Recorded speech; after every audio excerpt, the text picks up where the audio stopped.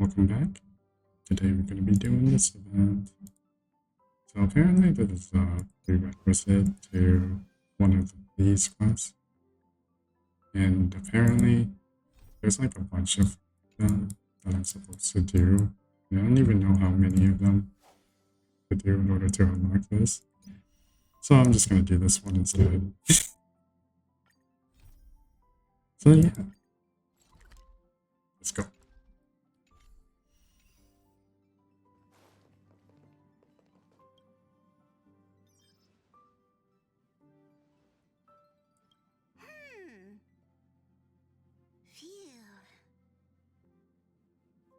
What's up, Pom-Pom? Just got a message from the Xianzhou La Fu. Looks like it'll conflict with our original schedule.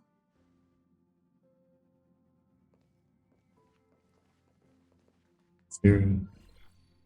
It's been a while, my friends on the Astral Express. How's your trailblazing expedition going? Soon, the Xianzhou Luofu will be holding the Luminary War Dance.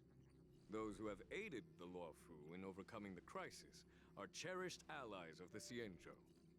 Thus, on behalf of the Seat of Divine Foresight, I'm extending an invitation to attend the ceremony. Your presence would be greatly appreciated. You heard the man. Well, things aren't getting lively.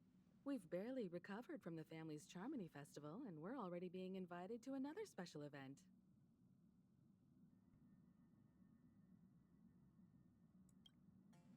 Yeah, me too. But wait, won't it look unprofessional if we attend 2 ceremonies in a row? Aren't we supposed to be focused on restoring astral charts and doing some serious scientific exploration? So we should leave March behind to take care of the Express? Hey, that's not what I meant. I'm all for some Sigma. fun. I just hope there won't be any surprise party crashers, like Friday or Saturday. The Xianzhou Luofu has recently overcome a crisis. By holding the war dance, they're demonstrating to everyone that they've returned to a state of peace and safety. But that's what everyone said before we went to Penacony. You'll be totally safe under the family's protection. No need to worry. She's got a War point. Dance is not like the Charmony Festival with all its hidden secrets. It's just a festival to honor the Rainbow Arbiter and the Cloud Knights, who fought against the abominations of abundance and protected the Xianzhou ships. Aside from star skiff performances, it's mostly martial contests. Nothing too different from the Taiki and Roboball contest we've seen before. What do you think, Himiko? Since we've accepted Miss Black Swan's proposal, we should probably head to Amphorius for refueling. There's certainly no rush. This trailblazing expedition is quite unique, and the Express needs to be fully stocked and prepared before moving on to the next stop. With Madame Herta's help, I was planning to deliver some Leviathan fossils from Kalinga Abyss to Ron May, member 81 of the Genius Society. It could earn us some favors before we set off. However, it may take a few weeks. Aw, so that means we're not going to the Lafu. You should. Being an adult means maintaining relationships, whether we like it or not, March. Since we've been invited, it's only right for the Astral Express to attend the ceremony. I don't know, so Here's the yeah, plan. we might as Pom-Pom well. will take everyone to the Xianzhou Lafu. Mr. Yang and I will meet up with Ron May and fulfill our promise. Meanwhile, you, March, and Don Hung will represent the Express and attend the war dance. What do you two think?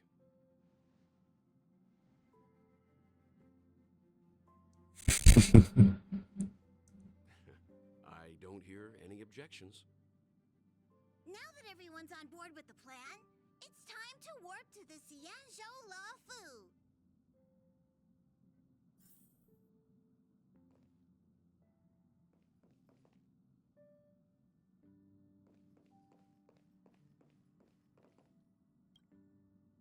Himeko really knows how to convince people. Leviathan fossils in the war dance, the latter definitely sounds more fun. By the way, Danhung, this time you'll be taking a stroll with us on the Lafu, right? And just let you two wander around aimlessly on the Luofu by yourselves? I don't think so. Plus, Mr. Yang is right. The Ambrosial Arbor crisis just ended, and both the long life and short life species are still feeling uneasy. And that's why Jing Yuan wants to organize the war dance, to show that the Xianzhou Luofu is stable and safe. And since he has extended an invitation, it's only right that I visit my old friend.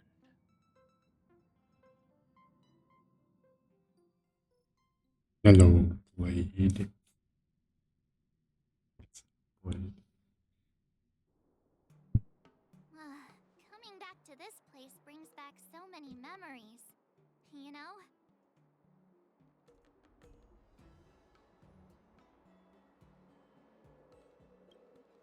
Hey, I'm not actually gonna recite a poem.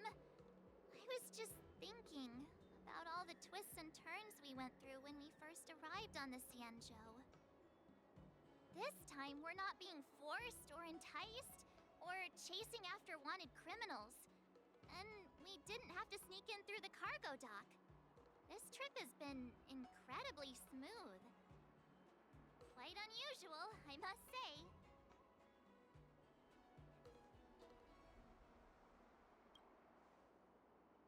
I agree. Safest day in the Lafu. Oh.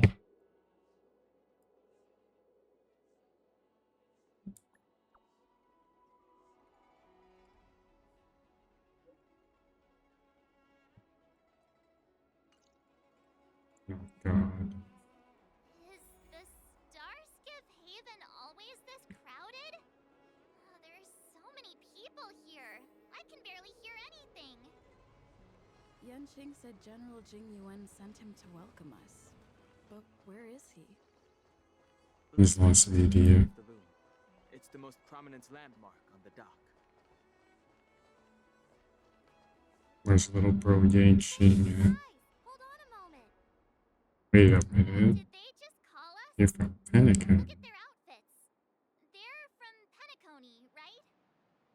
Are you familiar with the Xianzhou Luofu? Yes. We know a little bit about it. What do you need? We are from Penacony. Maybe you've heard of it.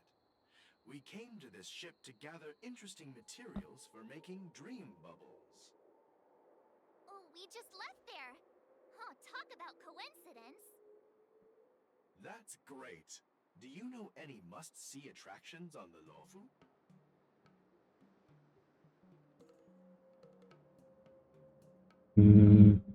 Oh, we might as well help out. Exactly. We're Xianzhou experts. Most of the tourists around at the moment are here to attend the war dance. And that's why we're here too. Yeah, we know about that ceremony. But isn't the fighting ring still closed? I've heard the ring was actually converted from a huge decommissioned Luofu fighter jet. No doubt about it. It's a massive fighter jet. It's got to be larger than a civilian starskiff. Yeah. For now, all we can do is wait until the war dance starts in a few weeks before we can board it. We've Weeks. still got work to do, so we can't just sit around waiting for it to start. That's why we're asking you about some must-see attractions. We're Yeah. looking for unique experiences that you won't find on Penacony. Our clients love these kinds of dream bubbles the most. You're the expert here. Give Bro, them some you suggestions. said we were experts. Yeah, you should go to the garden. Oh yeah! Fixtral Garden! It's famous for supernatural stuff. With those mischievous heliobi floating around. It's pretty fascinating. Supernatural? I don't really like scary things, but our clients will love it. Ooh, it does sound interesting. Let's go check out Fixed Troll Garden. Maybe we'll bump into each other there. Look, Yanqing's here. No, bro, is here. Let's go catch up with him.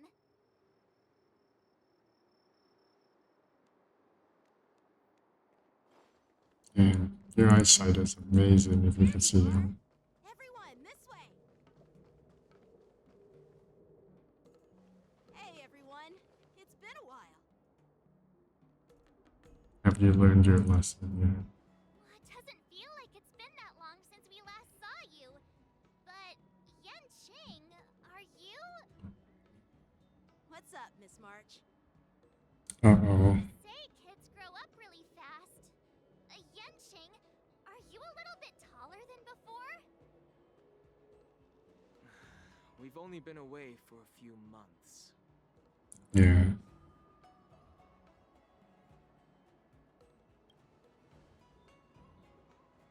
He's like Really? 4'1" now. General is always worried I won't grow much taller. But I keep telling him not to worry about it. Sorry for the delay. With the upcoming war dance and the Starskiff Haven being so busy, things are a little hectic.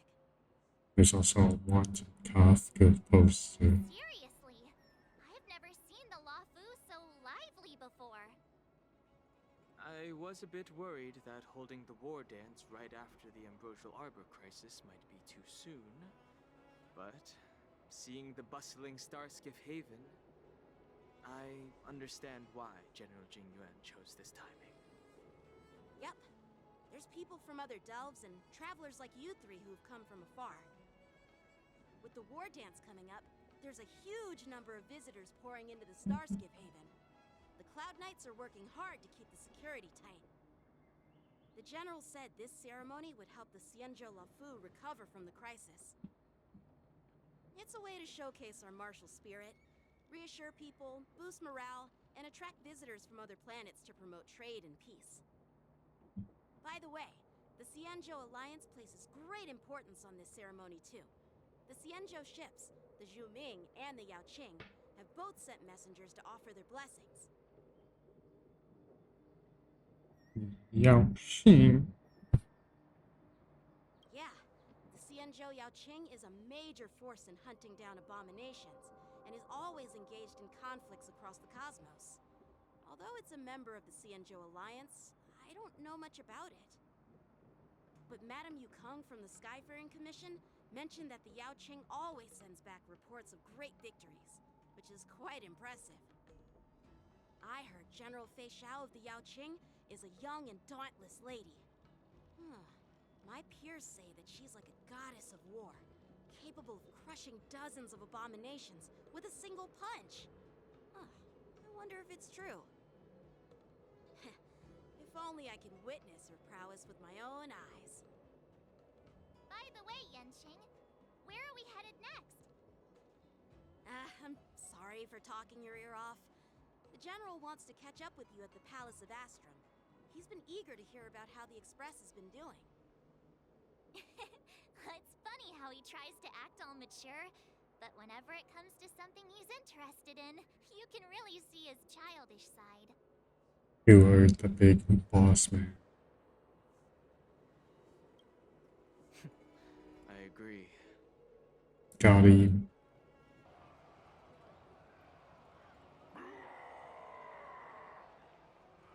All units, assemble quickly. Get ready to protect the crowd.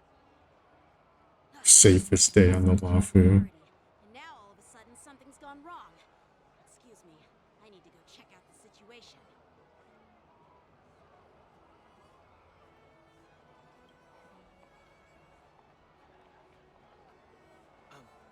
We'll go with you.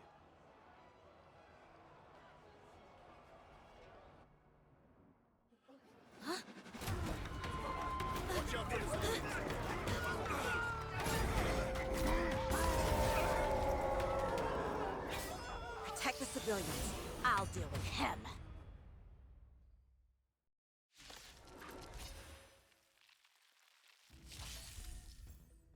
A new enemies.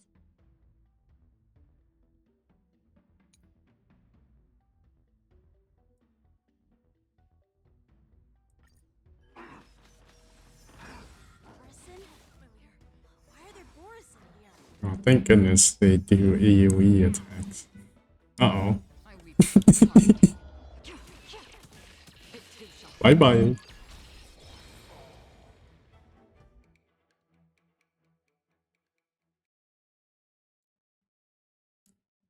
Got werewolf furry guys now.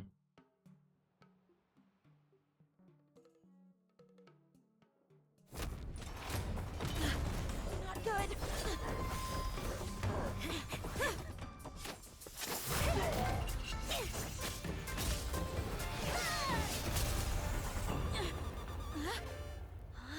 Yo.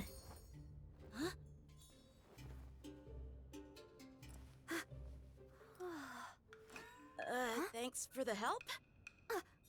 Sorry, no time to chat. Could you give me back my... Just got robbed epic style. Oh my god, bro. How many people were injured? The press screen.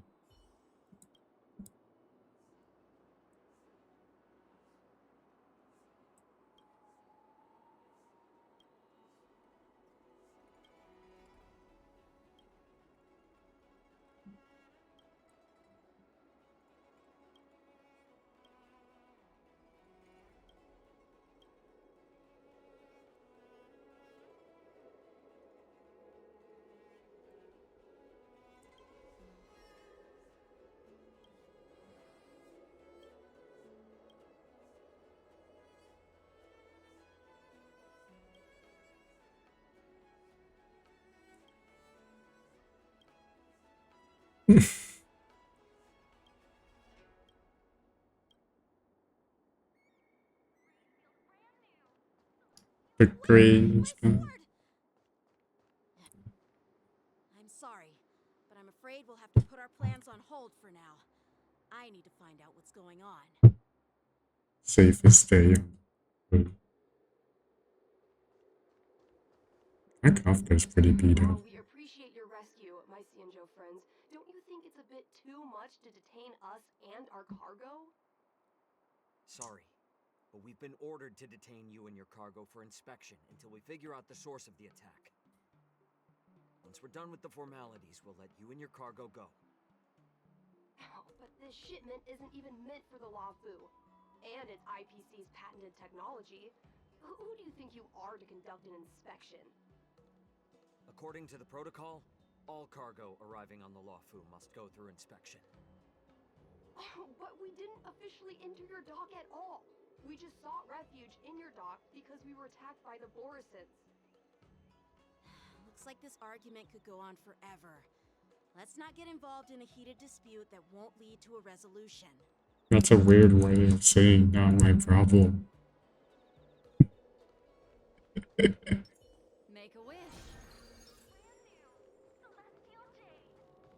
If I pick the shorter characters, they're closer to the ground, so it makes it look like I'm running faster. It's But my I'm fault. We let our guard down for a moment. I take full responsibility. With the war dance approaching, safety should be a top priority. Now, tell me, how did Borisin prisoners end up in Starskiff Haven? According to the protocol, Borisin prisoners should be held on a Starskiff and taken directly to the shackling prison under strict supervision without ever touching the ground. Who allowed a prisoner transport ship to dock at the passenger terminal? Please don't blame this captain. This incident involves the Ju Ming's diplomatic vessel. Who are you? I'm Lu Jun, an officer of the Patrol Defense Squad. Thank you for your help, Lieutenant Yenqing. The situation unfolded rapidly, and it shouldn't be held against the captain. Here's what happened. An IPC transport ship was attacked by the Borisin just before arriving, and the Ju Ming's diplomatic vessel came to the rescue. They fought off the Borisin pirates and imprisoned them on their ship. So, an IPC ship was attacked by the Borisin near the Lafu, and the Juming envoys saved them? Sounds complicated. Honestly, it gives me a headache too. The Ju Ming diplomatic ship had adhering to standard procedure, docked at the passenger terminal to hand these criminals over to the Lafu. You know, with all the outsiders flooding onto the Lafu, the Starskiff lanes are under immense pressure. The Borison desperados decided to put up a fight before the prisoner transport Starskiff could get there. And that's what you just witnessed. We'll make sure these prisoners are sent to the shackling prison as soon as possible. Well, we kind of killed a couple. I don't know if you saw. Well, I don't think he'll live there. I'll report it to the security department of the Realm Keeping Commission and ask for their cooperation in handling the aftermath. Maybe I should gather more details from others so that the Seed of Divine Foresight can have a better understanding of the situation. Well, she's right here. She's standing right next to you, actually. Oh, flamingo girl. Oh, you look much maturer now, Yenshing. Yeah. Don't tease me, Miss March. The situation on the Cienjo before the war dance is like a calm lake that can be disturbed by even the smallest pebble, capable of generating far-reaching ripples with even the slightest disturbance. What are those people? I mean, those monsters we just dealt with?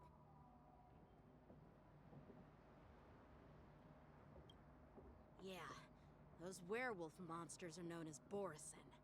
They are abominations of abundance, and we've been fighting them for a very long time.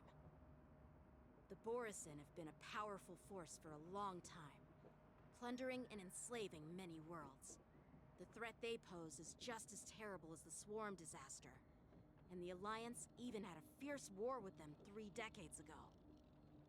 Their presence has faded over the years, but who would have thought? According to that officer, they attacked an IPC ship near the Senjo Lofu. Such a brazen attack seems quite unusual to me. Yeah, that's what I find strange too. It seems like the IPC and the Borison have some serious grudges. Well, enough with the chit-chat. The General wants me to take you to the Palace of Astrum. I'd love to chit-chat a little longer, but there are some things that can't be left unchecked. Is it a serious matter? Maybe you'll need our help in hunting down the Borison? Thank you, but it's no big deal. I don't know, man. You're kind of down the sword right now. She took my sword. I'm thinking of filing a lost property report at the Realm Keeping Commission to see if I can get it back. I doubt she did it on purpose. No, she's Sigma.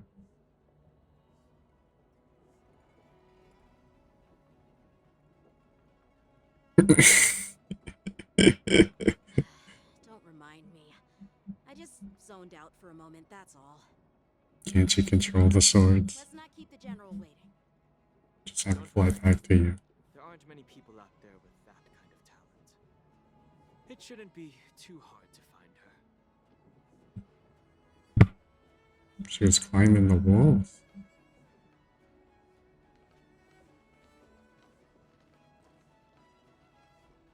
There sure are a lot of troublemakers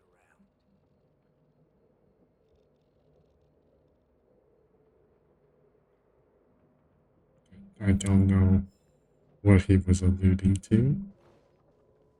Yo, 50 J's, yes!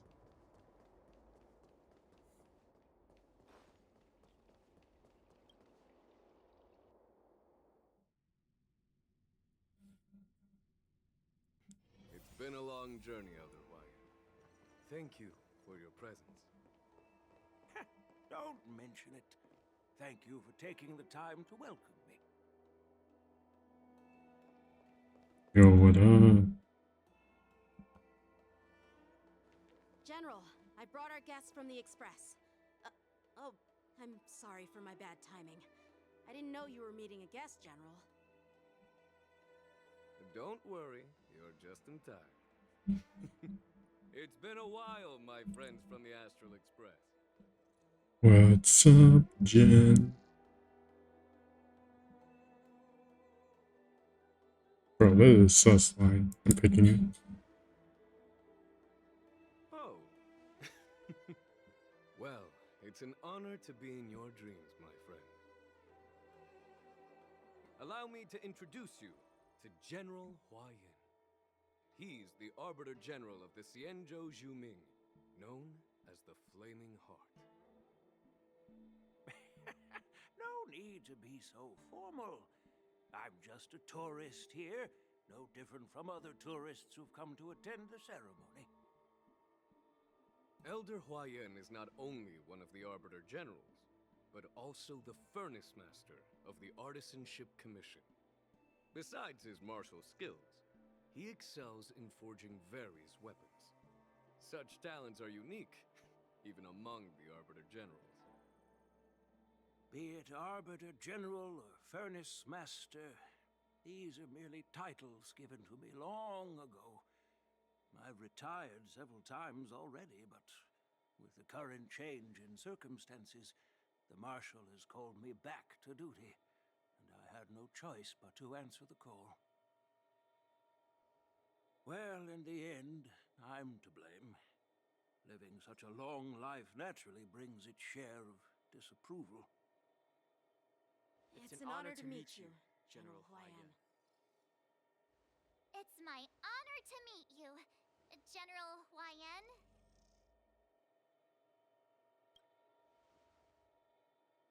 No need to be all formal. Today I'm just a guest on the Luofu, the same as all of you. So, these three are the ones you mentioned, Jingyuin? The heroes who helped you with the Ambrosial Arbor crisis? Oh, look who's in the background. There's Don Hung, March 7th, and her. Without their help, I'm afraid the Luofu might not have easily overcome this crisis. So, the Imbibitor Lune's reincarnation has returned to the Luofu and will attend the war dance. I'd love to have a drink with you should the chance present itself. You're more than welcome, General Huayan. And this young friend is? Little bro. Yanqing, my apprentice. He remains by my side as my retainer due to his youth, which I hope will season him with experience. He will stand for the Luofu's Cloud Knights in the upcoming war dance, ready to take on all kinds of challenges. Great, great! It's a real treat to see so many talented young people around here today. Oh, I almost forgot. This is my apprentice, Yun Li. Come on. It's you! Oh, it's you. Hello. Oh, you two already know each other? Guess we don't need any introductions then. What a coincidence! I was afraid I'd have trouble finding this girl. Oh? Now you've piqued my curiosity. Tell me, how did you two become acquainted? That's his girl. Help me capture the escaped Borisin prisoners at the Starskiff Haven. Allow me to express my gratitude for you. But when you left, you took my flying sword with you. Your flying sword? Oh, so that's why I found a dagger in my bag. Turns out it's yours. Yes, it is. Now that we've met again, I hope... I salted. Nope, that won't do. Oh. Won't do? You want your sword back, right? Well, you can't just take it back. On the Zhuming, when you lose your sword on the battlefield, you have to reclaim it on the battlefield. As for this little sword, it was supposed to strike that escaped Borisin prisoner. But unfortunately, its owner's agitated state caused it to fly off like a kite with a broken string, and it missed its target. By the way, if I hadn't caught it and helped it hit its mark, that Borisin prisoner would have gotten away. Yeah, but you can like give it back to him. You took my sword without even asking, and now you're refusing to give it back? Sigma.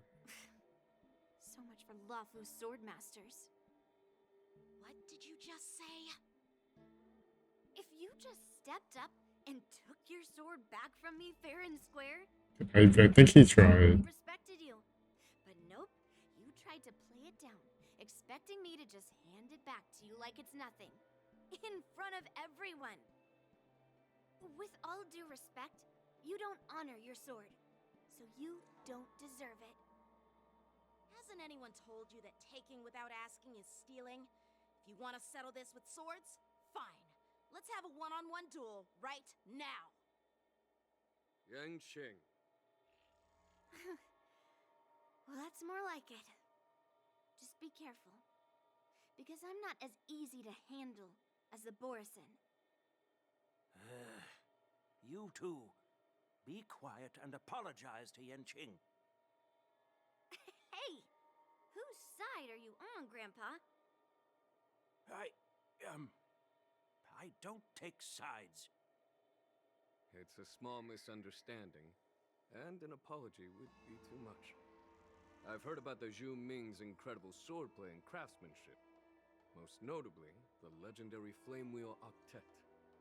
Seeing Miss Yunli, who is among those ranks today, well, I must say she definitely has that fiery edge. Such grandiose names.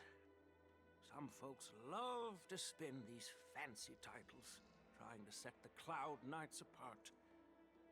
Yun Li is still just a young girl, a bit awkward and hot-tempered. So please forgive her if she's being rude. Well, everyone, Elder Huayan and I have some business to discuss. For now, Yang Qing, why don't you entertain our guests and take Miss Oh, Yunli hell to no. the inn? I'll find another chance to talk with you all. I'd like to express my gratitude to the Astral Express for helping the Law Fu during the crisis. That's so kind of you. I mean, you've already thanked us so many times. Please forgive me for coming at an inconvenient time. You needn't apologize, General Huayan. All right, Yun Li. Take this opportunity to clear things up with Yan Qing. Yeah. It's better to make friends than enemies.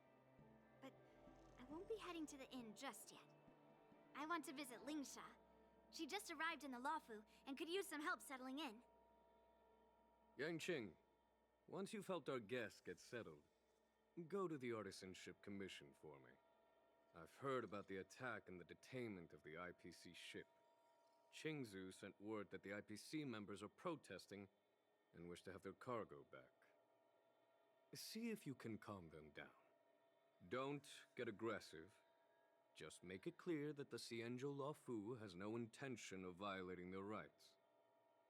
I'm on it. So sad. This trip is totally worth it. Compared to the Juming, the Luofu is so much livelier. But it's a shame the Luofu swordmasters don't seem that great. Glad to meet you too. Are you here to participate in the war dance? We don't have a sword like you, so.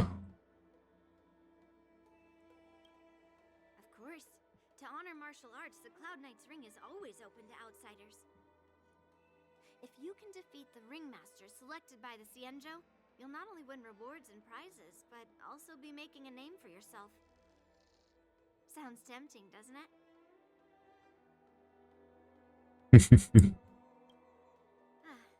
That's how outsiders refer to my peers in the Juming Cloud Knights and the Artisanship Commission. We all train under Grandpa's guidance, learning the art of craftsmanship and swordplay. That's how we got that title, I guess. Just don't mention it in front of Grandpa. He always says that empty titles bring pointless challenges and conflicts. We Juming swordmasters pride ourselves on the success of the group over the individual.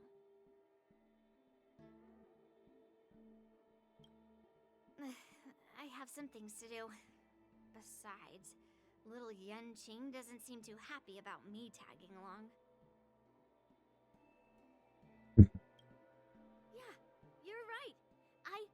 market with my skills. So I guess you can say I'm a robber or something. How dare he imply I'm a thief? Totally different. Besides, the sword seems scared of its own master. I'd like to ask him, you claim to cherish your sword as your life, yet you don't even recognize the state it's in right now? I didn't intend to keep his sword. I was planning to take this chance to return it to him. But now, I've changed my mind. I'll give that poor flying sword some proper maintenance. I won't consider returning the sword unless he learns how to say please, hello, thank you, and sorry. So he can forget about it for now.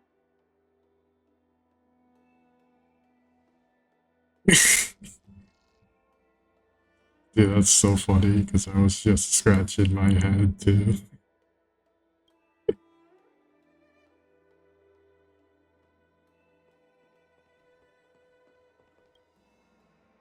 Hey, Don Hung.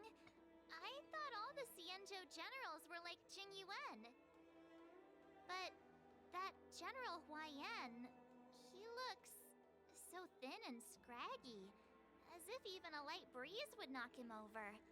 Is that old man really an Arbiter General? Well, each Xianzhou ship has its own division and specialty within the Alliance. Not all of the Arbiter Generals are good at leading the charge. You heard what Jing Yuan said, right? General Huaiyan was once the head of all the skilled craftsmen on the Zhu Ming. Hmm.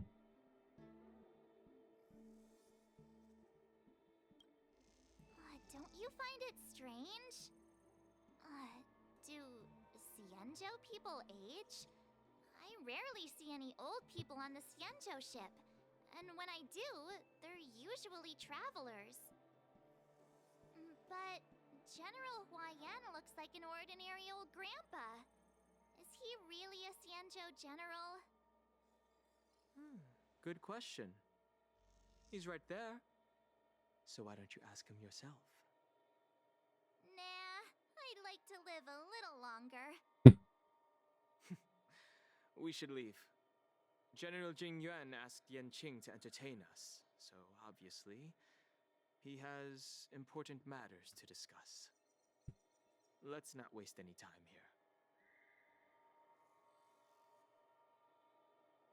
here. Look who decided to show up. Let's maybe not disturb them. Talk to little bro Yang This is Chi. the report Qingzu just sent me. Let me take a look.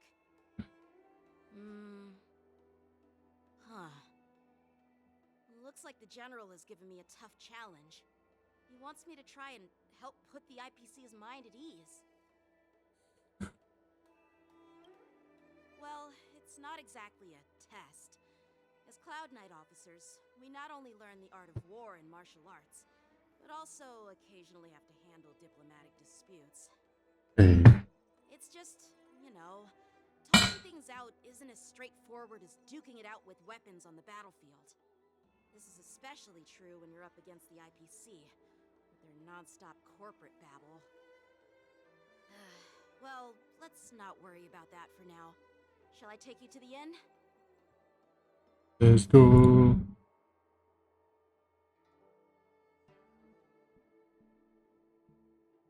It is the Luofu's honor to have you in attendance at the war dance. Yet, the fact that a simple martial arts ceremony has attracted esteemed generals from the Zhu Ming and the Yao Qing implies intentions beyond mere spectating. Might there be any specific instructions from the marshal? You're overthinking it, Jing Yuan. As I said, I'm here to broaden my granddaughter's horizons. I have no ulterior motives. However, I have no clue what the Yaoqing Arbiter General has in mind. Do you remember when you accepted this position? I told you that an Arbiter General's battlefield goes beyond the physical one. You'll need to lead and manage everything on the Xianzhou. title of Arbiter General holds a weight far greater than its literal meaning. So many years have passed, and you've done well. However, longevity for the Xianzhou people can be a curse. Living too long means that every mistake you made will lurk in the shadows. And one day, they'll eventually catch up to you.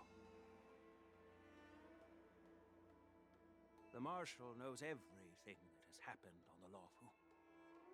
As for the Merlin's Claw of the Yao Qing, she has come specifically for you.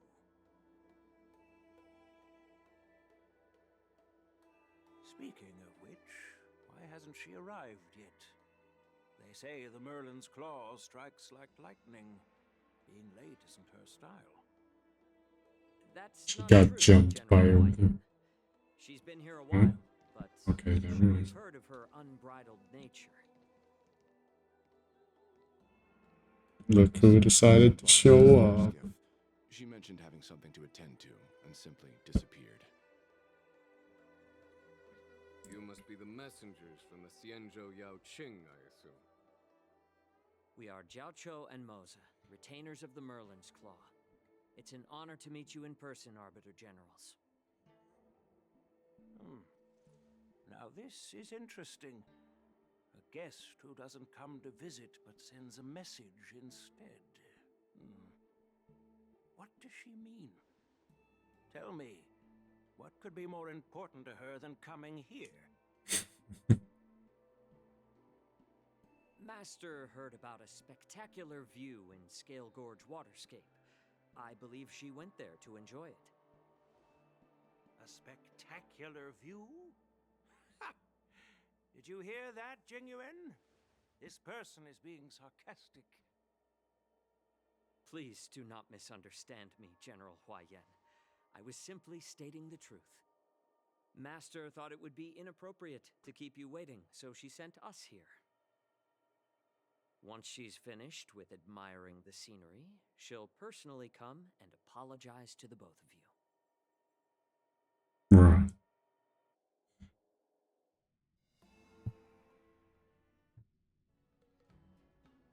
That's such a bad excuse to be missing a meeting. Drat. I forgot to ask Yun Li to return my sword. Bruh. No need to bother. The Juming envoys won't be leaving the Luofu anytime soon. I'll ask for it later when we meet again. By the way, I don't know if it's just me, but the general seemed a little reserved. Could it be because of Elder Huaiyan's visit? Reserved? Really? Maybe I'm just overthinking things. No, you're not.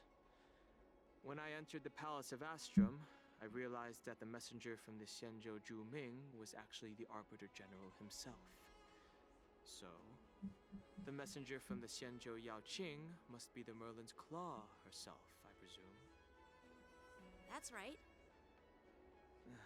Well, that's what makes this entire thing so unusual. What's so unusual about it? They simply received an invitation from Jingyuan, just like the crew, right? The war dance is just a small festival. And now we have 2 Arbiter Generals from other Xianzhou ships here. I'm afraid they're here for something more. Something more evil. You're unaccountable for the Ambrosial Arbor crisis? Hold him accountable? Come on, didn't the Luofu fall victim to the disciples of Sanctus Medicus and the Antimatter Legion? Why would they blame the victim? Danshu's rebellion and Ventilia's scheming are merely one side of the story to the other Arbiter Generals of the Alliance. Only a single piece of incontrovertible evidence remains, creating an endless source of potential complications. The Ambrosial Arbor.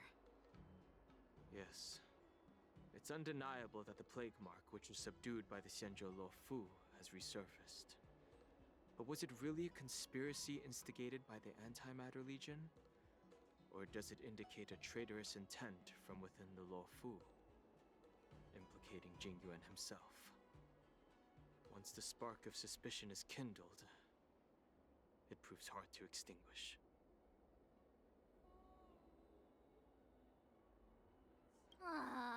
What was I thinking? Here I was looking forward to a carefree and enjoyable trip. But it seems wherever we Okay, go, catch up break. drama is just around the corner. Aw, I was so excited.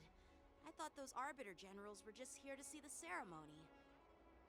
By the way, I heard that an alchemist from the Juming diplomatic ship has arrived. And rumors say that she's to be the new Cauldron Master of the Alchemy Commission on the Luofu. An alchemist from the Juming serving as the Cauldron Master on the Luofu? While it's not unheard of, the timing itself... Thanks to your words, Mr. Danheng. Now I finally see the underlying tensions. The General is under tremendous pressure right now, but I was completely oblivious to his troubles. How naive of me. Come on, don't think like that. Leave the adult matters to the adults. Even if you wanted to do something for the General, it's not like you can do anything. Did I say something wrong? Again? Again.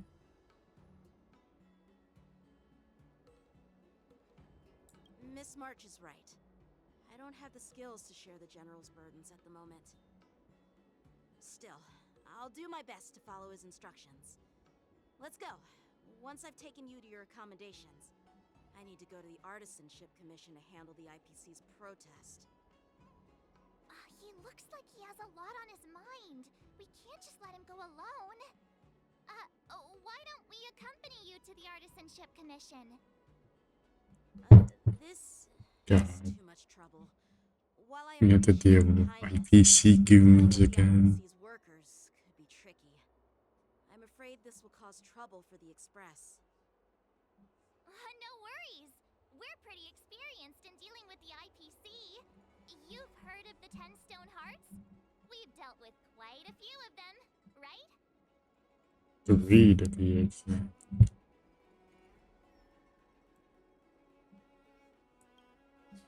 Yeah, exactly. Are you being sarcastic? Well, since you're willing to help, I won't decline your kindness. Let's head to the Artisanship Commission and meet them. Where's Don, huh?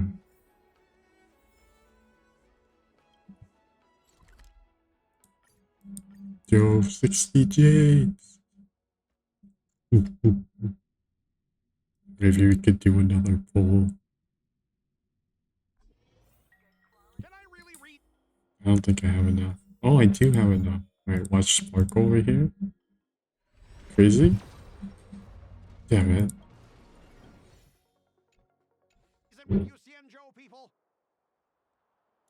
Oof, racism. This is called looting a burning house, right?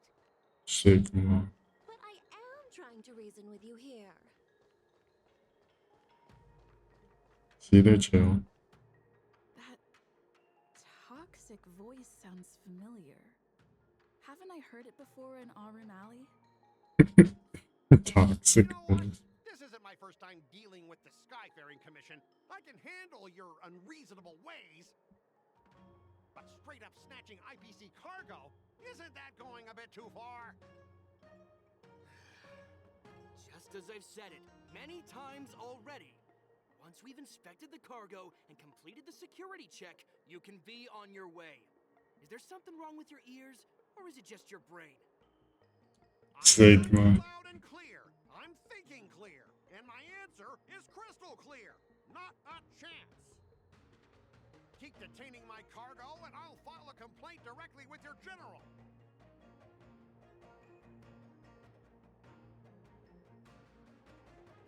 I was gonna ask you the same thing. Why do I keep running into you?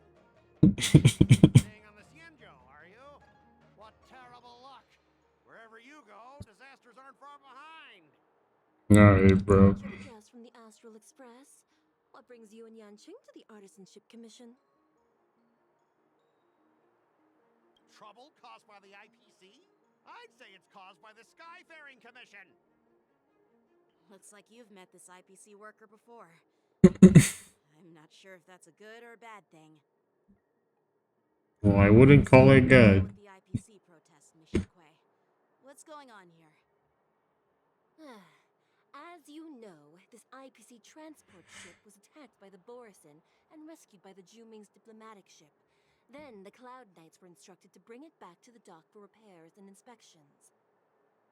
And this is Mr. Scott, the person in charge of this transport ship. So, you're Scott. I've heard her mention you. Weren't you kicked off the Lawfu before? Why did you come back? Like I wanted to come back. I thought I'd just dock at the harbor for repairs and leave this forsaken place for good. Little did I know, as soon as the ship entered the harbor, a bunch of Cloud Knights showed up and snatched all our cargo from the hold. What do you mean by snatched? I've told you 1,000,000 times. It's a security check. Then why did you bring the cargo to the Artisanship Commission? You even brought in some shady craftsmen. It's obvious you're trying to steal the IPC's patented technology! Listen here. Firstly, the Skyfaring Commission detected dangerous items that could possibly be weapons in your cargo hold. That's why they called me here, to double-check. Secondly, where the heck did you get the idea that I'm a shady craftsman? Even if there are dangerous items, what do they have to do with you? It's not even being shipped to the Lawfu. We'll just fix the ship and be on our way. We won't unload our cargo here. But you'll have to stay in the port for several days before your ship is repaired and you can take off again. How can we just leave unchecked items sitting here? I understand. She makes a good We point. need to disassemble the cargo if it's just a security check, right? In most cases, we don't. However, our scans discovered that the cargo doesn't only contain machinery, but also some substance that resembles biological tissue. Biological tissue? Does this crate contain living things? I'm afraid we'll need to wait for the Alchemy Commission for further confirmation. In any case, according to our regulations, we need to unseal one of the crates for further examination. But this IPC specialist has been hindering us on the grounds of patent secrecy. The Alliance's regulations on biological products are very strict. Without further inspection, there is no way for the Skyfaring Commission to release the cargo. Oh, really? Fine. If anyone lays a finger on that shipment, they'll have me to deal with. It doesn't matter if it's mechanical or biological. It's none of your business. I'm filing a complaint against the Skyfaring Commission's ridiculous regulations. This Mr. Scott seems stubborn and difficult to persuade. Honestly, I really don't want to have a vicious confrontation with the IPC.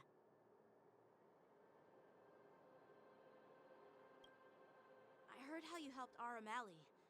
The IPC representative back then was Mr. Scott, right? Since you've dealt with him before, it looks like I'll have to rely on you again. It's a weird way of saying not my problem. Hurry up and give us back our cargo.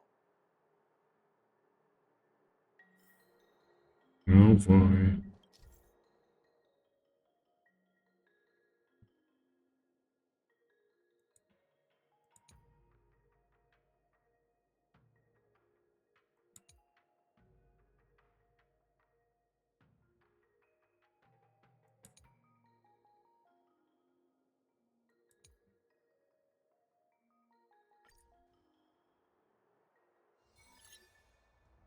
As I recall, this guy won't listen to reason and can only be persuaded with intimidation.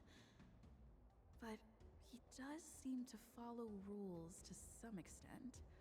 Let's use that against him. Speaking of regulations, we have our own laws and regulations too.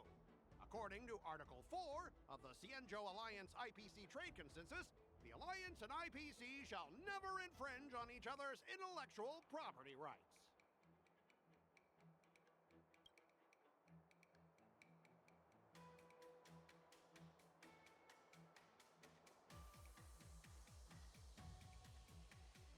Smallroom Alley, you were dealing with civilian merchants where you could use the IPC's name to scare them.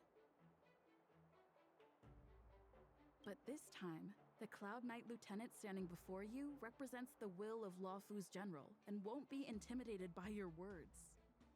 Of course. I'm sure we both want a peaceful resolution. Yeah, that's true. Of course, I want things to be resolved peacefully, but aren't we getting stuck in rigid formalities here? Even if we set aside the secrecy of intellectual property, these prototypes built by the Intelligentsia Guild are incredibly valuable, beyond your wildest imagination. If anything goes wrong, you won't be able to pay for it even with your lives.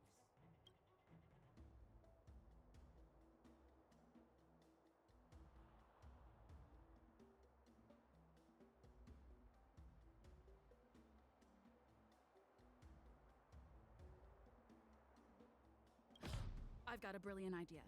I'll just smash everything with my bat, and then you can hire someone to assess the damage. That way, your cargo won't need any inspection, right?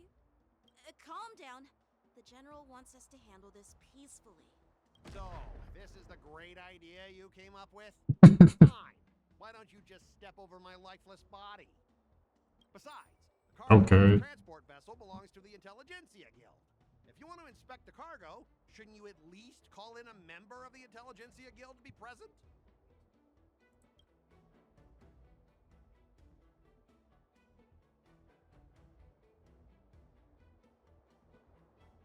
I'm pretty tight with Dr. Ratio from the Intelligentsia Guild, almost like family. Doesn't that make me practically a member of the Intelligentsia Guild too? What's all this nonsense? Even if you do it, you still couldn't represent the Intelligentsia Guild. We both need to follow the regulations, because that's how the IPC and the Cienjo operate, right? As an IPC worker, I have to abide by its regulations. If I make an exception and allow you to inspect the cargo, it'll spell disaster for me.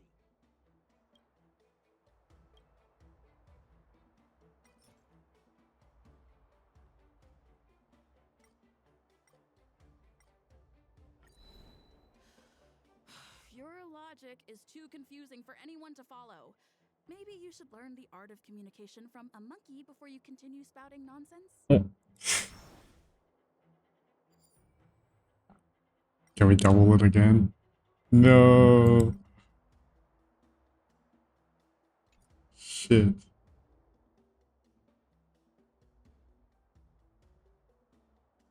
Everyone has their own set of rules. Now that you're on their turf, shouldn't you follow their rules too? Yeah, I get it. I know I'm on the Cienjo, but if I violate the IPC regulations, I'll be in deep trouble when I get back. That was a close one. Well, you guys sure know how to argue your case. Fine, I'll allow you to do the security inspection. It's just that, I need some time to sort things out. This is a big deal. Let me talk to headquarters first. So, Mr. Scott, are you just stalling for time and planning to leave the Cienjo as soon as your ship is repaired? To avoid the Skyfaring Commission's inspection? Well, IPC staff are free to come and go, as long as they don't break any laws. Yeah, you've got some insight there. Who are you again? Yinli. Has a weird looking Yinli. Allow me to introduce myself. I'm Lingsha, Cauldron Master and head of the Alchemy Commission on the Law Fu. Could she be?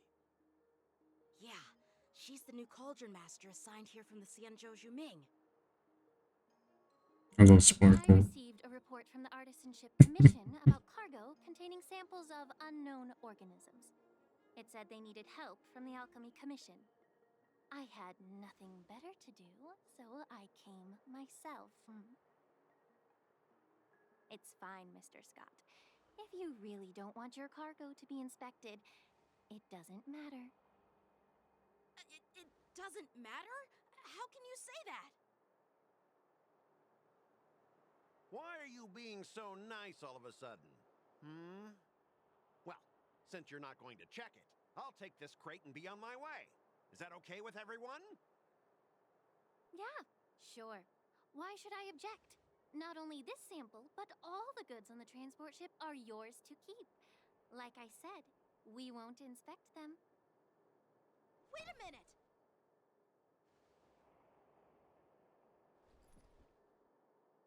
Well, that's more like it. If only the young displayed a more reasonable attitude, we could have sidestepped that altercation just now. Our ship will leave in a few days once the engines are repaired. Your ship can leave whenever you want, but I'm afraid I can't say the same for your cargo. According to the import and export regulations signed between the Xianzhou and IPC, all biological shipments can only leave the port when they have confirmed to be of no threat, or when all biological activity expires. Since we can't determine if your shipment is safe for the environment, I guess we'll have to wait for its biological activity to expire. Let me check the previous cases. Normally, it'll only take around 47 star calendar years. Only 47 years? Why so surprised? You're still young and full of energy.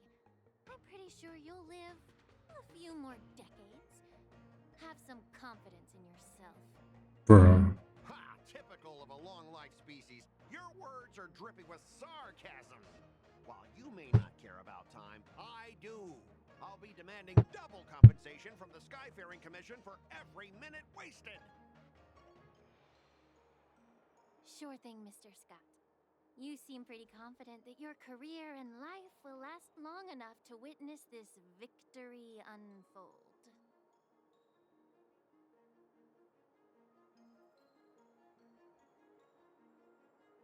Step aside, guys. Let them do the inspection. But, Mr. Scott... Come on, we're already in enough trouble. Just let them do the security inspection.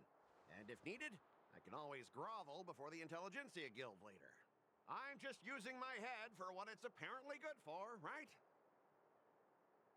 Thanks, bro. Well, honestly, at least you're not as annoying as that woman. Bro, just do the inspection. This lady is really something else.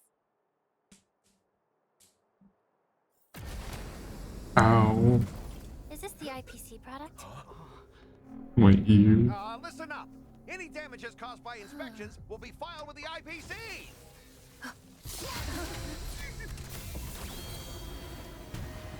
Turn it off.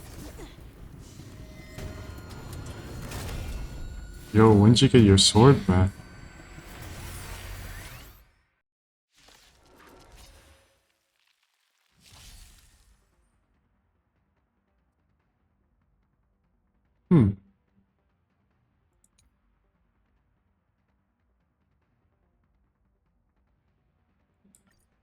Oh, hell no. Oh, how unexpected. That was a surprise. Creations. Yo, you're not winning this fight, buddy. I weep for the departed. Got the goon squad. Bye-bye. Beneath the waters lies an endless abyss. Still waters of oblivion.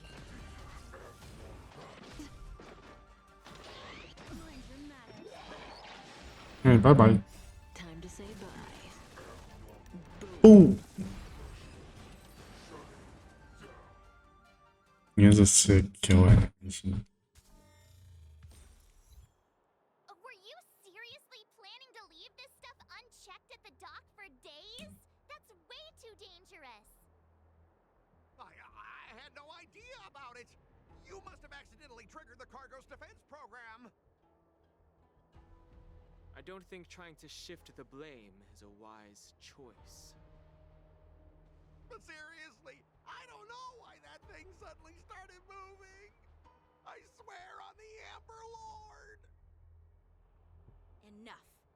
Miss Shikue, Please escort our IPC guests to the Skyfaring Commission. I'm on it. Please follow me, Mr. Scott.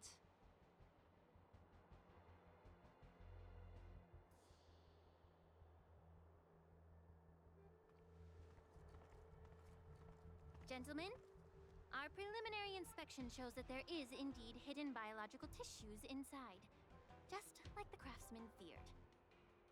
I can't even tell if it's ingenium or biological in nature.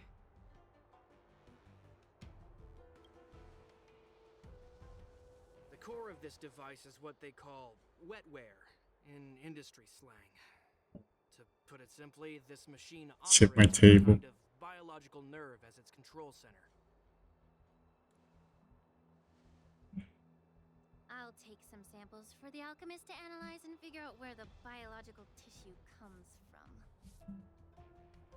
Why would the Intelligentsia Guild use such unethical technology? Perhaps they're trying to create a new weapon? Whatever the reason is, it's probably why the Borisin attacked the ship. No wonder the IPC were trying to obstruct our inspection. I'll contact the Ten Lords Commission and ask the judges to come and give their final verdict on this. According to our rules, all prisoners and weapons involving dangerous creatures must be taken to the shackling prison for further sentencing.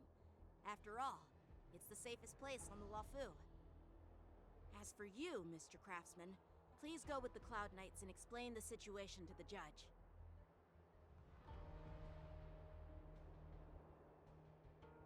What is happening? I had a feeling that the IPC members would cause trouble, but I didn't think they'd be this tricky. Thanks for your help, Miss Linksha. I should thank you for saving my life. Your sword skills were impressive, taking down that big guy. I thought the General's retainers were all burly martial masters. I didn't expect Yenching to be so...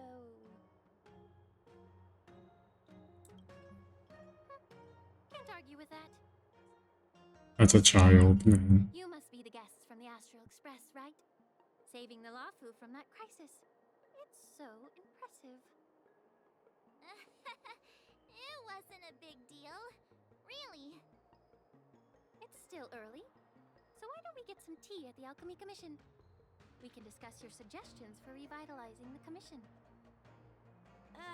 I'd be happy to accept your invitation. And you three are coming too, right?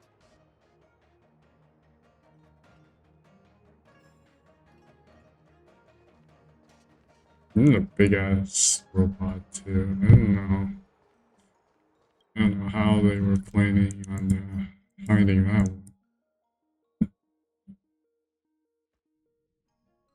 She looks very similar to Sparkle, I will say. Except this one is less of a troller. I'm here to pay my respects. The news is spreading pretty fast. All these years, and the view at the Alchemy Commission hasn't changed a bit. The tides come and go, but the ancient sea remains the same. For us Vidyadhara, there's nothing more nostalgic than our homeland. You're a Luofu native, Miss Lingsha? Yes, I grew up here, listening to the sound of waves while researching prescriptions with my mentors and peers at the Alchemy Commission. It's kind of sad, isn't it? Everything changes but somehow remains familiar. Just like you, Don Hung, I traveled far from home, and now I've returned. Seeing the familiar scenery brings back a hint of nostalgia. The view here would be even better without the ambrosial arbor. Oh, really? I think that towering tree looks pretty impressive. Even if it's impressive, it's a plague mark. The Xianzhou have been fighting abominations for thousands of years. And now that the ambrosial arbor has been reborn, it's only natural for everyone to feel uneasy. Well, once a seed is planted, no matter how long it takes, it'll eventually sprout and bear fruit. In my humble opinion. The rebirth of the Ambrosial Arbor and the resurgence of the disciples of Sanctus Medicus were inevitable. The seed was already planted when the ancestors of the Xianzhou sought immortality.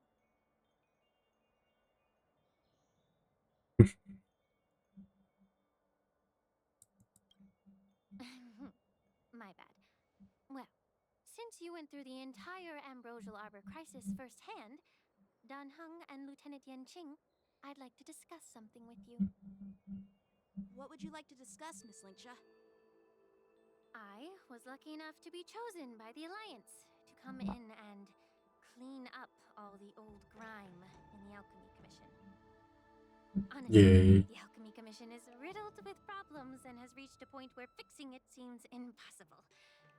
I'm looking to remedy this problem, but was wondering if you could provide any insights.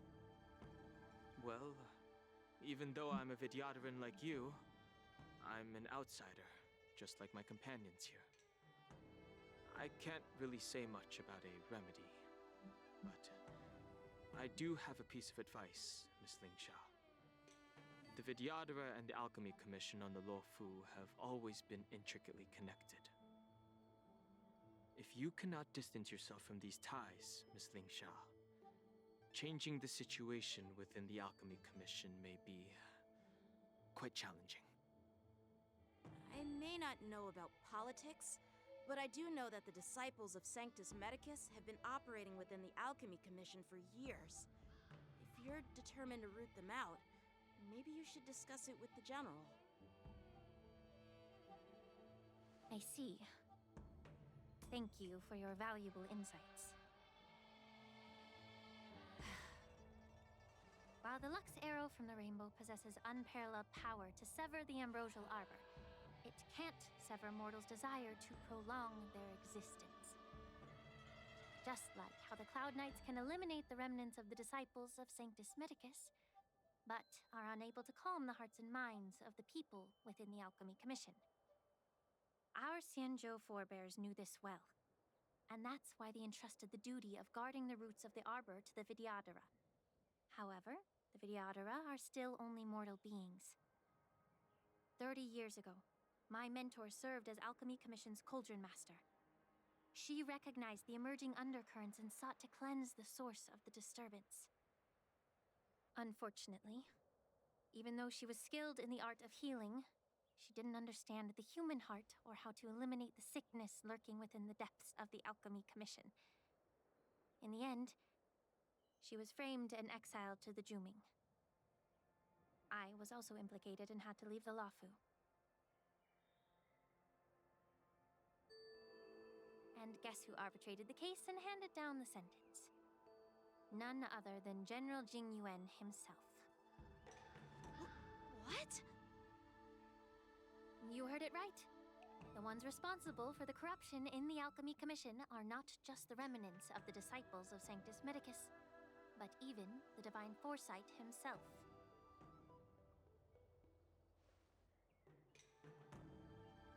Alas, why is your face turning pale, Yanqing?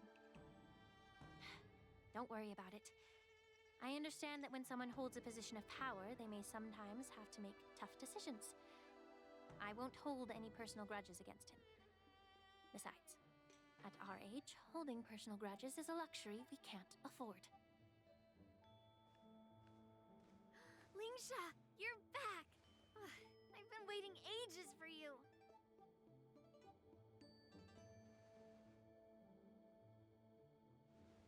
Yunli! Why aren't you with your grandpa? What brings you to the Alchemy Commission? Well, let me take this opportunity to introduce you to Yanqing. What a small world. You stole my sword! Give it back! I see. Let's skip the introduction part then. Why do I keep bumping into you? Are you stalking me or something? You came to us. I don't. Of course not. Unlike you, Miss Yunli, I have important things to take care of. You, on the other hand, seem to have all the time in the world to wander around without returning my sword. Grandpa used to say that a sword reflects its master. I talked to your sword, and it told me that you've been distracted.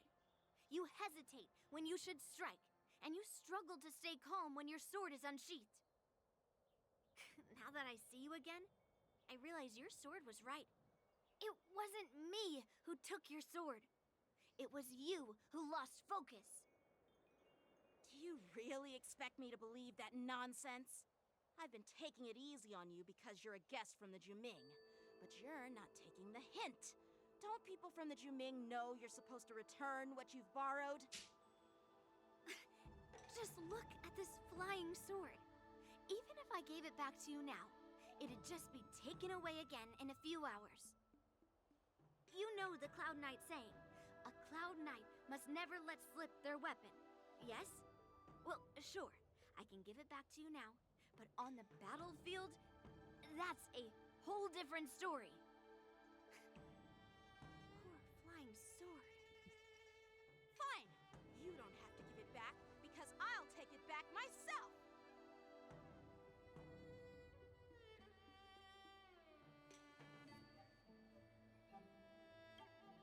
Between these two, who do you think is tougher, Danheng? Don't get me wrong. I'm just curious. Little Bro Yingxing definitely has more experience. It is my first day at the Alchemy Commission. A brawl is definitely not how I imagined celebrating it. Well, since you don't approve, I won't draw my sword here. I didn't mean it in that way. Since you've already drawn your swords, you'd be disappointed if you didn't get to test one another, right? I've received reports that the delves near the Alchemy Commission are still infested with abominations. Seems like my predecessors left quite a mess. So, if you two want to determine who's better, why not focus on them instead of each other? Clearing out some abominations? Sounds boring. It's the Cloud Knight's duty to eliminate those abominations. You don't have to ask me twice, Miss Lingsha. I'll help you get rid of them. Oh, you think you're the only one who knows how to behave? If Lingsha needs anything, I'll gladly draw my sword and help her out.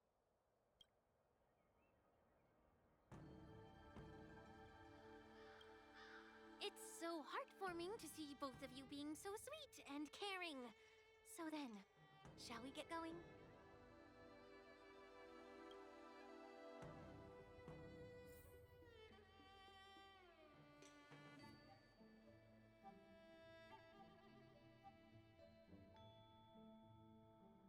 Ever since the disciples of Sanctus Medicus were eradicated, their experimental abominations have been festering here.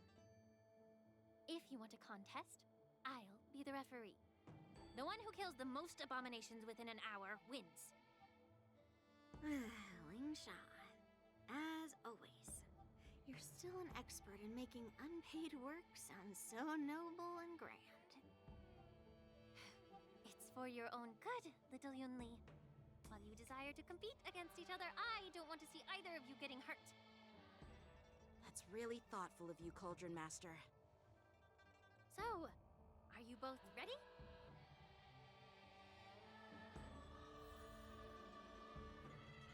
We get to play as Yangxi. Looks like my predecessors left quite a mess. Let me say it again. The one who kills the most abominations within an hour wins. Be careful when you draw your swords, and make sure you don't hurt each other. Can we start now, Lingsha?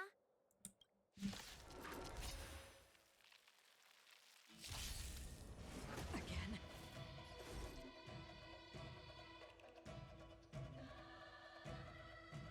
Converge and awaken! Blade and flight!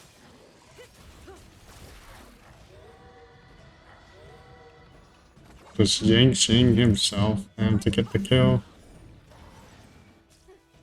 I didn't expect someone who can't even hold on to his sword to actually have some skill. Through clouds!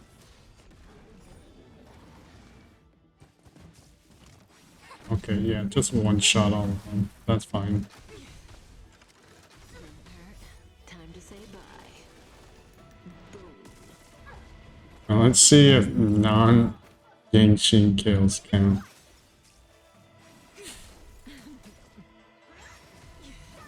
Or do they have to be kills from Yangshin?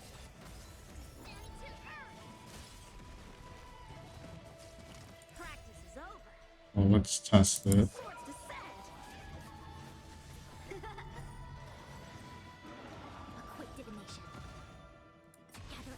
I have no idea.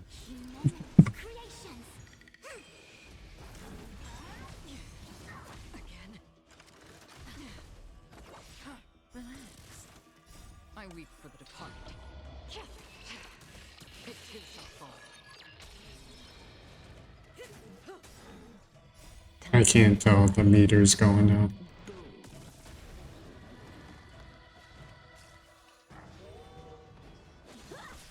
Stand still.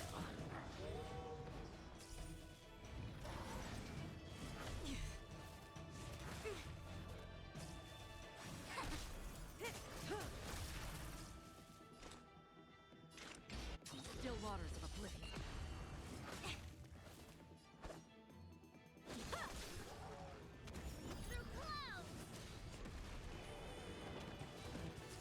I see through you.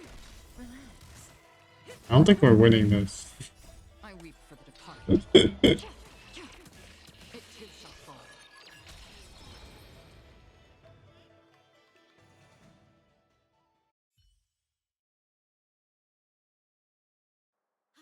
I win, Miss Yunli! You got lucky. Why don't you just give me back my sword, sincerely apologize, and then go cry your eyes out to your grandpa? Sigma. Consider yourself lucky that I'm not interested in your rusty sword, as I don't have the nasty habit of snatching other people's weapons. All you did was chop down a few monsters. Don't get carried away with yourself. If you think you can just take this sword from my hand, go ahead and try.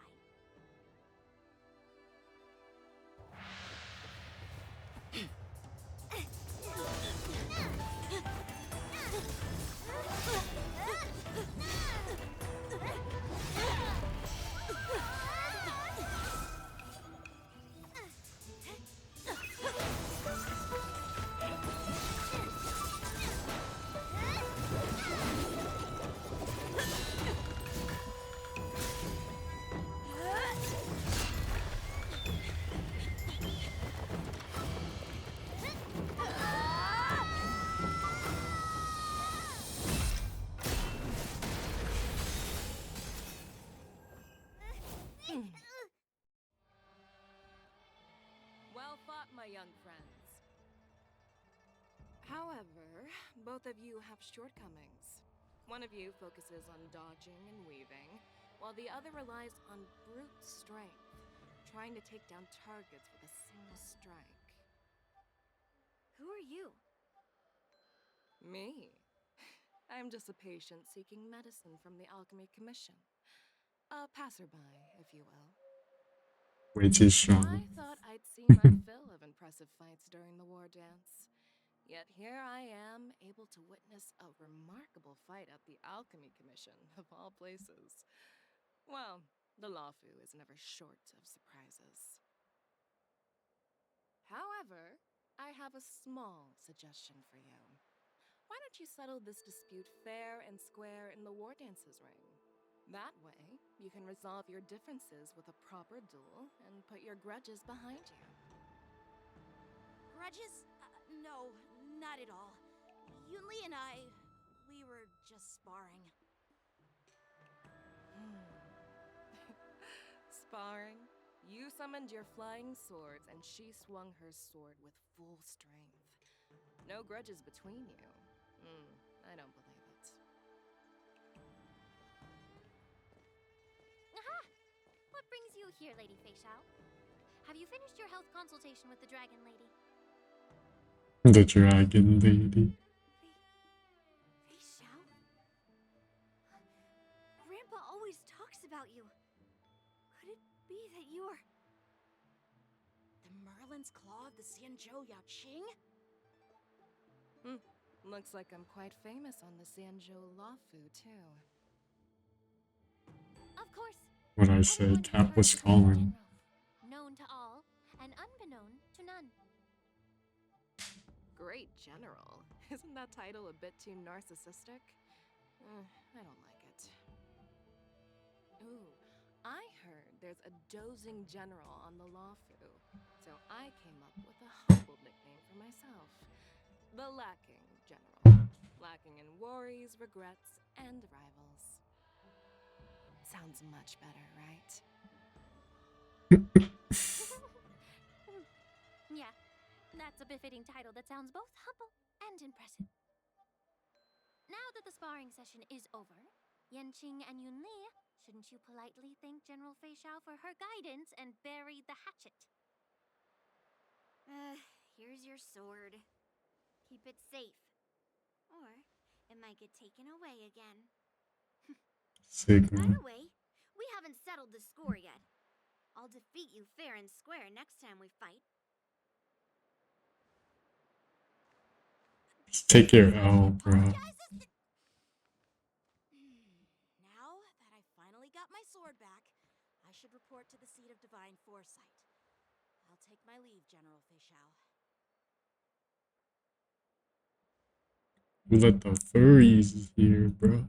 Oh, by the way, Miss Linksha, if you've got some free time, I'd like to invite you to the seat of divine foresight for a chat with General Jing Yuan. I think there's more to those personal grudges you mentioned earlier.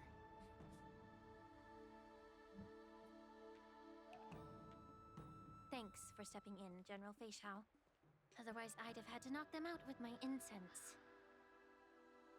Not at all. Just doing what you asked. How about we call it even as payment for the healer lady's consultation? Sorry, but even a general needs to pay their bills. We don't do credit here. And let's not forget, you would have been waiting decades for a chance to see the Dragon Lady if it weren't for me. Well, you can always send the bill to the seat of divine foresight and say it's for mentoring those kids. After all, it was quite the effort splitting them up. I nearly had to get tough. Now, if you'll excuse me, I need to find a spot and get some fresh air. Too many new characters.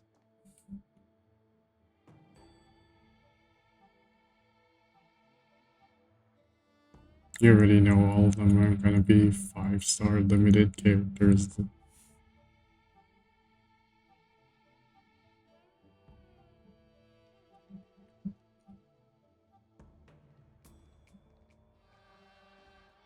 Back already?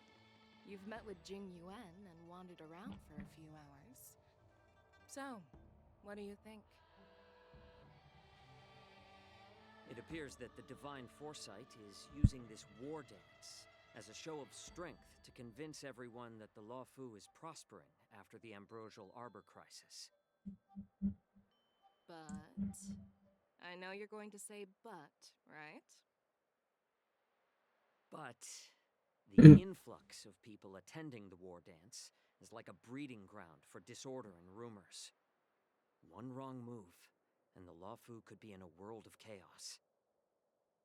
The Cloud Knights on the streets remain vigilant, so at the very least, General Jing Yuan is aware of this. As for other matters, I'm unable to say.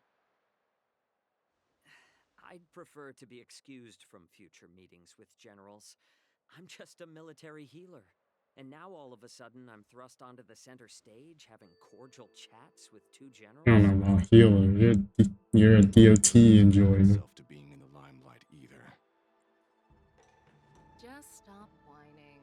At least you're in one piece, right? Before getting in touch with General That man has chopsticks in his I wanted to hair. put aside my assumptions and see his momentum. That includes the overall bearing of the Cloud Knights on the street, what people are saying, and how those close to him behave. The might of an army dwells not within its pawns, but within the force of its collective momentum. Recognizing this fact reveals the true measure of power. Thanks for enlightening me, General. A perfectly clear statement turned confusing thanks to your translation. You've made me lose where I was now. Anyway, this is how I operate in battle, so you might as well get used to it. Are you treating General Jingyuan as your enemy? The longest-serving general of the Xianzhou Luofu. Do you think he'd have only a few enemies? By the way, General, you met the healer lady, yes? Could you show me the medicine she prescribed you? Well, the healer lady couldn't do anything about my condition. She just told me to enjoy some tasty food. So not even the famed healer lady could help? Don't worry. I'll fulfill my promise and find a way to cure you. Actually, I've found some leads. Well, life and death, Jiao Chou. It's all predetermined. Upon starting my military career, I made a pledge that the rest of my life would be dedicated to being the Xianzhou spearhead, hunting down the abominations of abundance till the end of my days. On a better thumbnail shot, hold on. As long as I can fulfill that deep-seated desire, I don't care how long I live. You asked if I view General Jingyuan as my enemy. No. My real enemy has always been myself.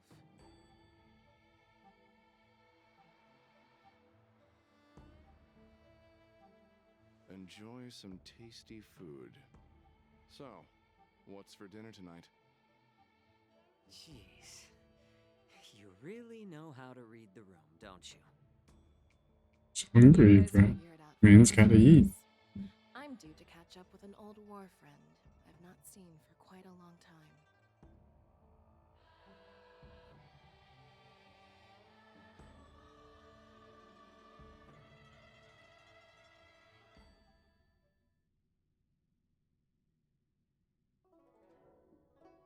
Hey! Was that the Yaoqing general who just dropped in out of nowhere? Oh, she's so awesome! I mean, when Yun Li swung that massive sword, she just casually blocked her attack with ease. Mine too. Yeah. But to go up against Yun Li is quite impressive, you know? That aura of heroism and grace. It almost makes me want to learn Xianzhou swordplay. You think so too, right?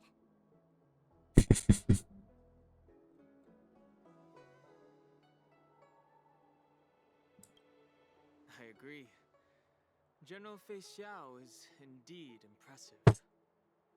I was talking about Yanqing, actually. Sigma. Thanks for the kind words, Miss March. The war dance is coming up, and I've been chosen to represent the Cloud Knights in the ceremony. I've had my fair share of defeats lately, and even though I know there are always more skilled sword masters out there, seeing General Fei Xiao's skills today has made me feel a bit uneasy again. Don't underestimate yourself. After all, generals won't fight in the ring during the war dance. Just remember the state of mind you had when you single-handedly took on me and Blade, putting life and death aside. With that mindset, you can prevail. Yeah, but I don't think he won that. He just surfed hard. I see. Thanks for the advice, Master Danheng. By the way, now that today's events are over, General Jingyuan wants to invite all of you to the Seat of Divine Foresight. He has something important to discuss. Yay, we're gonna see Flamingo go. To deal with the generals from the Yaoqing and the Juming.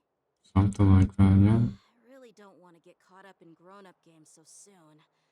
I just hope Generals Fei Xiao and Huaiyan can see the truth. We don't need any more chaos on the Luofu before the war dance.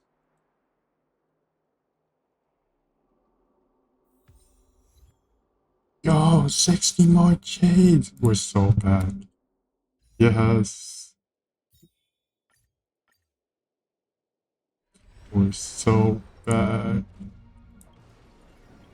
Yeah. I don't even know what my pity is, actually. I want to check. I think we did 3 rolls this episode. So it's 3 plus whatever pity I have. It's probably like less than 20 or 30. It's 20. Yeah, so 24? Yeah, 24. I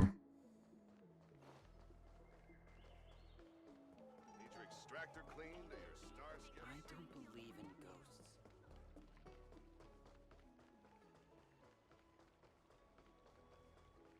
Damn, we went the wrong way. God damn it. Yo. What is your purpose for entering the seat of divine foresight?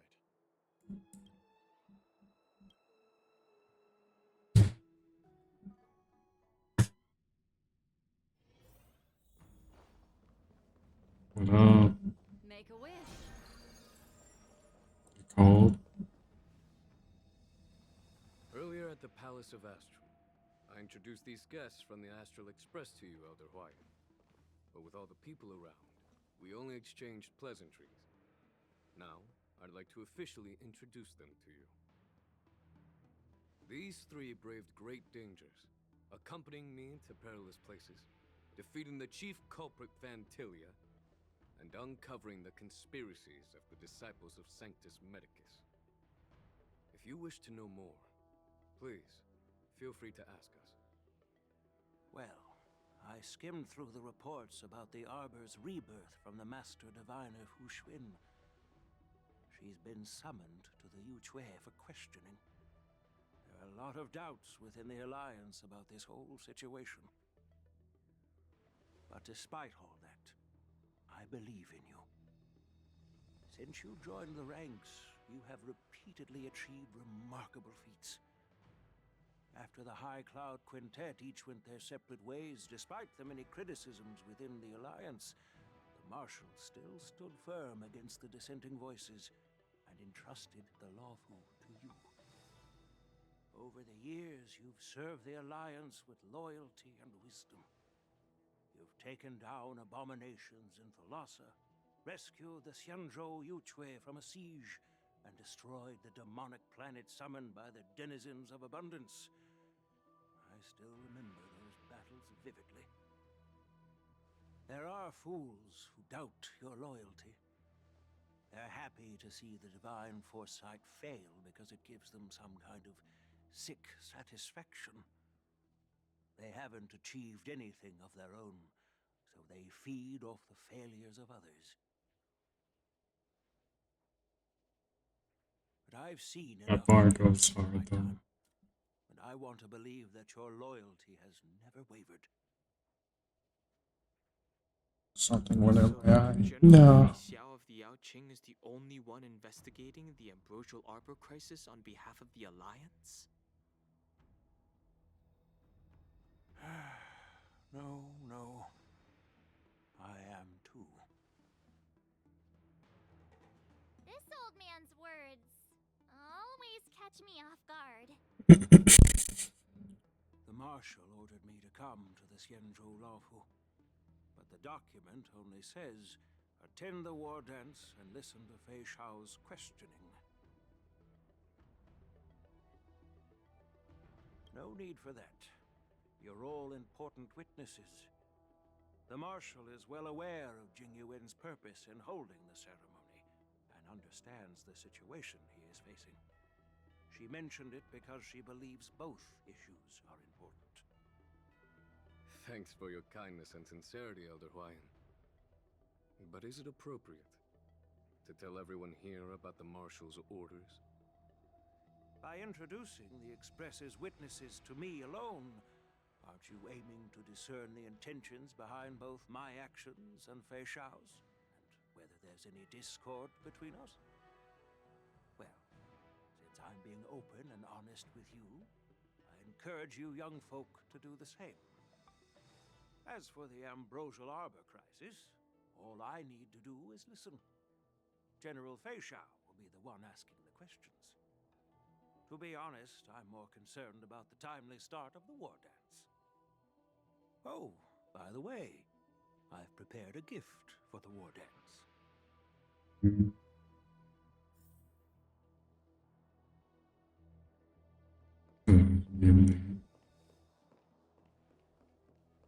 Really? Same height? I think for sure it might be tall. It's close though. Yes, it's this case right here.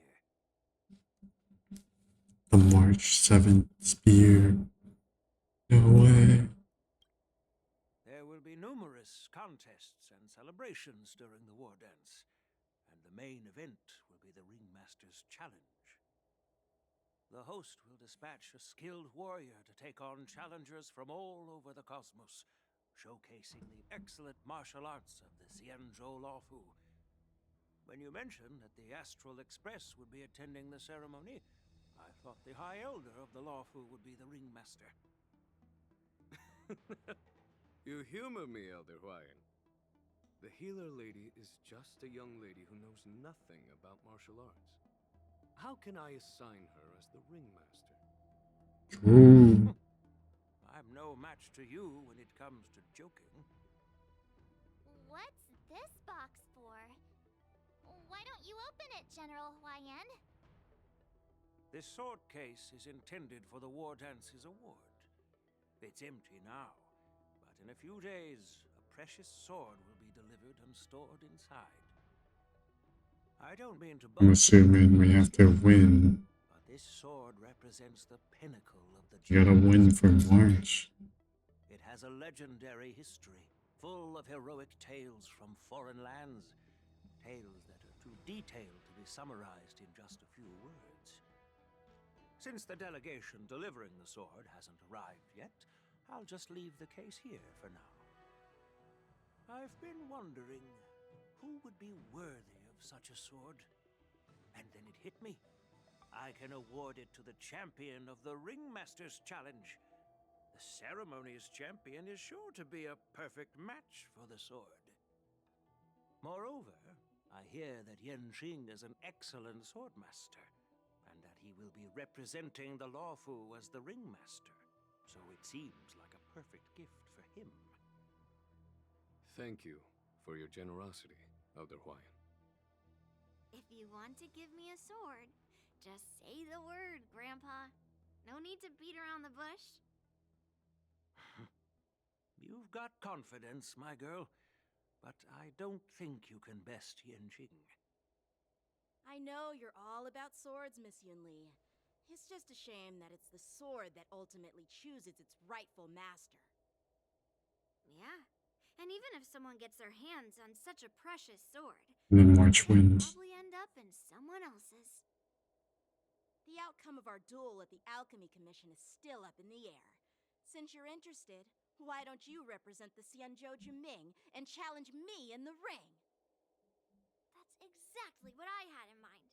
Nobody knows who's gonna come out on top. It could be me, could be someone else. It'll probably be me. But whatever happens, it won't be him.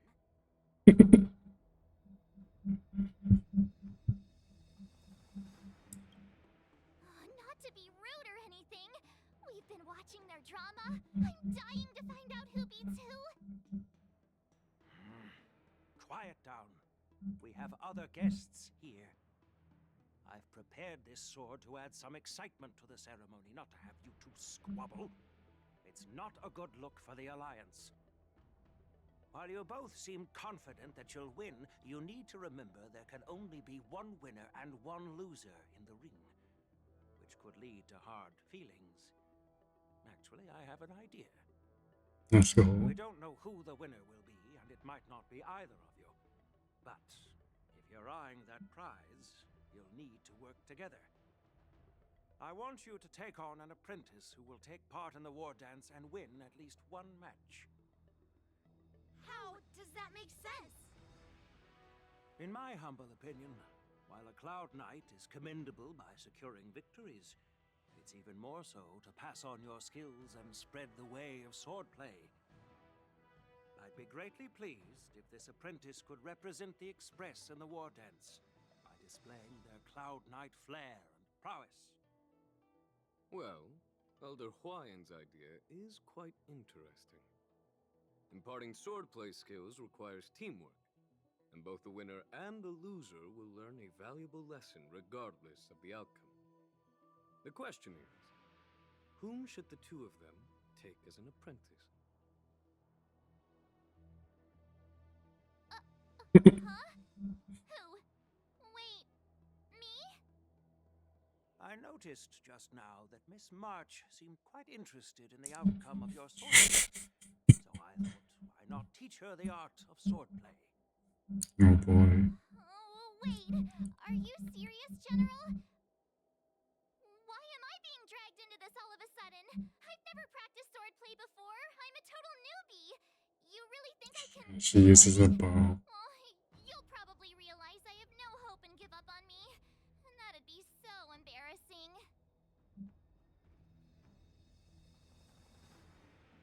Isn't this a perfect chance for you? I remember you mentioning that you wanted to learn some sword moves. We're really throwing her under the bus here, huh? But this is all happening so quickly, don't you think? Yes. Miss March is like a piece of jade in the rough, just waiting to be shaped. The war dance is the perfect opportunity to see what heights she can reach. I appreciate your kind words, General YN, but I'm assuming the event is going to be the festival, and this is just a mission preparing us for the event. plus, I heard that each swordmaster has their own special moves. What if they let something slip while teaching me? If everyone knows each other's tactics, won't that make it hard to catch people off guard during the war dance? That's considerate of you, March 7th. But don't worry. It'll take you at least a decade of hard training before you can even start learning special moves. No need to freak out. A few Juming swordplay tricks will mean you'll be more than equipped. Really? Looks like March's curiosity has been piqued. The whole point is to know each other's moves. Defeating your opponent in just one move? How boring would that be? Plus, what really decides a swordsman's fate isn't some special move. It's the solid fundamentals. So Miss Yunli has already agreed. What do you say, Yang Qing? General, I haven't graduated yet. How can I be qualified to teach swordplay to others? Huh. So you're admitting your defeat, huh? If you're not even confident to teach, why don't you let me be the ringmaster instead? Yang Qing, teaching an apprentice is also a way of honing your own skills and gaining insights. You've been an apprentice for years. It's about time you looked at swordplay from another perspective. I see, General. Then count me in.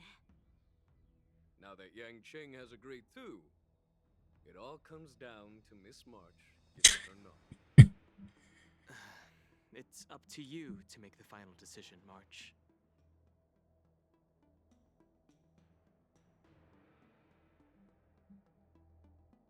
At least that way, I won't have to worry about you accidentally shooting me in the butt all the time. I've never missed my target. Then I'm on board. Thank you for your kindness, General YN. Great. Yeah, that way you can get the sword too. Yan and Yunli will teach you the basics of the Cloud Knight's swordplay. Let's go. Yunli and I will head out and purchase some sword practice equipment for Miss March. Think of it as a little initiation gift. You're too kind. Wait, you're giving me a gift? Shouldn't it be the other way around? Dude, they're spoiling her. General YN's gone. Wait, why does something feel off about what we talked about? I think we strayed off topic. How did things even get to this point? Yeah, I brought you here because the General said he had some important matters to discuss. But how in the world did Yoon Lee and I suddenly become Miss March's swordplay mentors? Because General Huaiyan wants us to stick around on the Luo Fu for some time. But from his point of view, we're no different from all the other tourists who may leave at any time. Since the crew's actions were mentioned in the Luo Fu's operations log were given to the Alliance, he probably wants to see firsthand if we're as capable as the report claims, or if we're just some made-up excuse to save face. And he wants to see it for himself during the war dance, which is why he even dragged Yun Li into this. What began as a simple contest between two sword masters has now evolved into you two collaborating to mentor March. Elder Huayan is still that tricky general who likes to give everyone a headache. My apologies. Truth be told, I invited all of you to the ceremony because I wished for you to act as my witnesses. I apologize for not disclosing this information earlier. In the coming weeks, I'll also invite all of you to a meeting with General Fei Xiao, where you may need to answer her questions and clear up any doubts she might have. So please, be prepared for the meeting.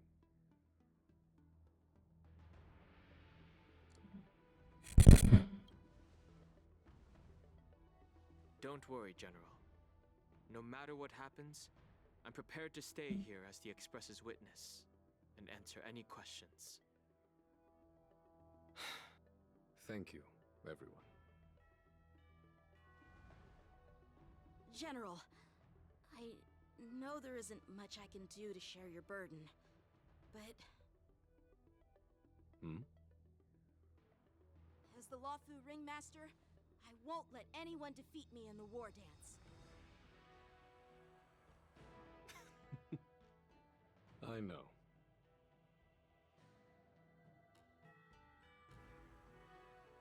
That's a lot of confidence.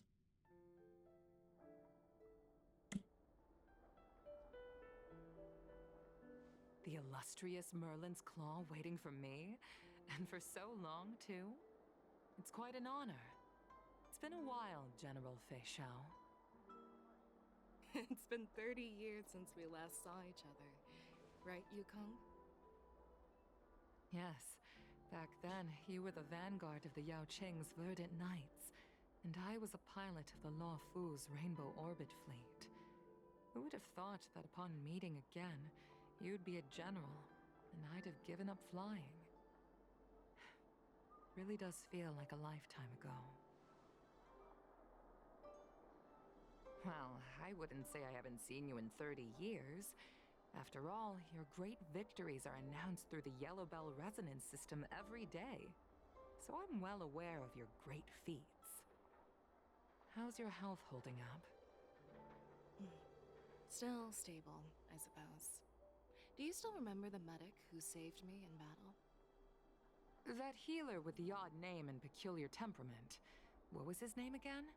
Was it Pichu? Or Kachio? Jiao Chou. He's been my retainer and personal healer, delegated by the Alchemy Commission from the Xianzhou Yao Qing. Over the years, he's dedicated himself to managing my condition. It's thanks to him that I'm still in good health today. Given my background, I'm happy to have made it this far. I'm relieved to know that you're safe and sound. Well then, since you and Elder Huaiyan are here, I imagine you must have received orders from the Marshal? As your friend, may I ask how the Alliance intends to punish the General of the Luo Fu? The Arbor's rebirth has frightened the elders who lurk behind the scenes. They fear the resurgence of abominations, much like what happened 30 years ago. Although the reports from the Luo Fu explained all the details, we don't know if the Ruin Legion really invaded, or how exactly the Stellaron Hunters and the Astral Express became involved. This puzzle has many missing pieces. As you know, the fugitive Jing Liu, who mysteriously disappeared many years ago, has resurfaced.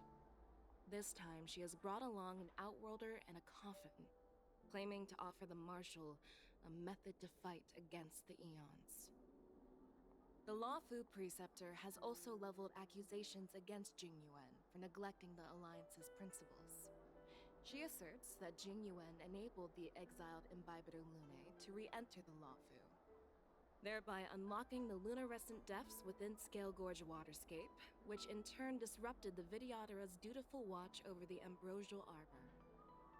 It is for these reasons that I have come here to the Law Fu today. Well, duty calls. Perhaps I shouldn't have mentioned all of this to an uninvolved person, but since we once fought together, I didn't want to keep you in the dark. Perhaps pretending you didn't hear any of this would be for the best. I understand. I'm sorry. I was out of line. I know I shouldn't be defending General Jing Yuan right now, but... well, you know how I am. The Law Fu has enjoyed centuries of stability since the end of the sedition of Imbibitor Lunae, much of which can be attributed to General Jing Yuan's masterful strategizing. Unfortunately, for long-life species, enduring through the ages always culminates in a failure that undoes all previous achievements, a moment that our adversaries relish. That's true. And that's why I'm also here for another purpose. To visit Hule. Hule? You mean that Hule? The Borisin warhead? The same Hule who has been imprisoned in the Shackling prison for over 7 centuries? The nemesis of the Foxians who will never be forgiven and shall be imprisoned until the end of the cosmos. I can't quite remember the exact wording, but yes, the very same Hule. Usually, only emissaries from the Xianzhou Yaoqing Skyfaring Commission visit him once every century. Why do you have to visit him now, of all times? The Foxians and the Alliance made a pact to combat the abominations, aiming to achieve justice and free their kin. That werewolf monster is to be forever imprisoned in the dark recesses of the Shackling prison, facing unending retribution. Given the situation on the Law Fu, those on the Yaoqing are concerned about Hule's imprisonment. I'm afraid that the routine visit every century is no longer sufficient to ease their concerns. That's why I was sent here, to reassure them. It's all bad news. Well, not everything. There might be a silver lining. Oh, by the way, I found some clues about the thing you asked for. Tell me more. The Verdant Knights followed the route you mentioned and discovered the wreckage of the Whistling Flame ship. Unfortunately, there were no survivors and no cargo. However, someone had already been on the scene before we arrived. Our people? Or someone from the IPC? No, neither. Yukong, have you heard of a person named Ron May?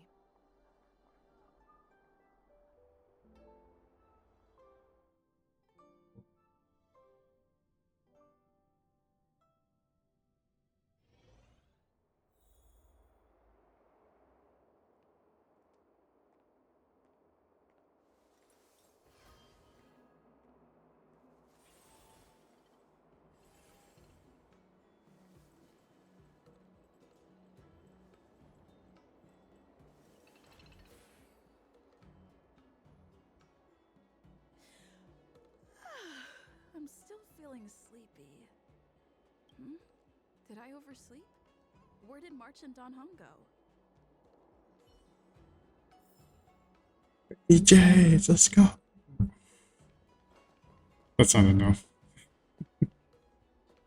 Hey, look! This is the quest we need to complete.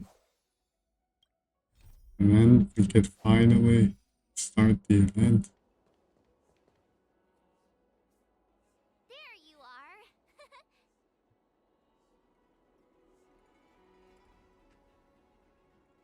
Well, it was a promise to General Huayan, after all. I woke up especially early so I can start teaching Miss March swordplay. Hey, why are you blushing, Master Yenching? This is, the first time someone has called me Master. I need to, get used to it. Let me make it clear. Swordplay training is about improving your body, mind, and strength. It's not a casual game you can master overnight. I promised General Huayan that I'd teach you Cloud Knight swordplay, so you can participate in the war dance and defeat at least one opponent. I'll do my best, but if you break your master's rules... Fine. A promise is a promise. Since I promised to study hard, I'll do my best starting today. Thank goodness. Great! That's the spirit. March is in your hands now, Yenching. Don't be too easy on her. Danheng, do you even have a heart? Did you lose it somewhere? By the way, where's Yunli?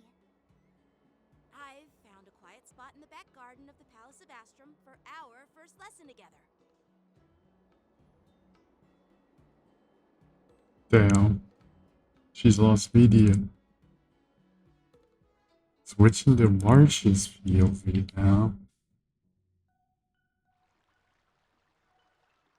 Oh, there she is. Seriously? It's the first day and you two are already late? Why is everyone on the Luofu so laid back? So disappointing. Master Calm down, woman. You're already here. Sorry for keeping you waiting. Oh, wait. Were you trying to teach her in secret? That's sneaky. I'm just showing you what Luofu etiquette is all about.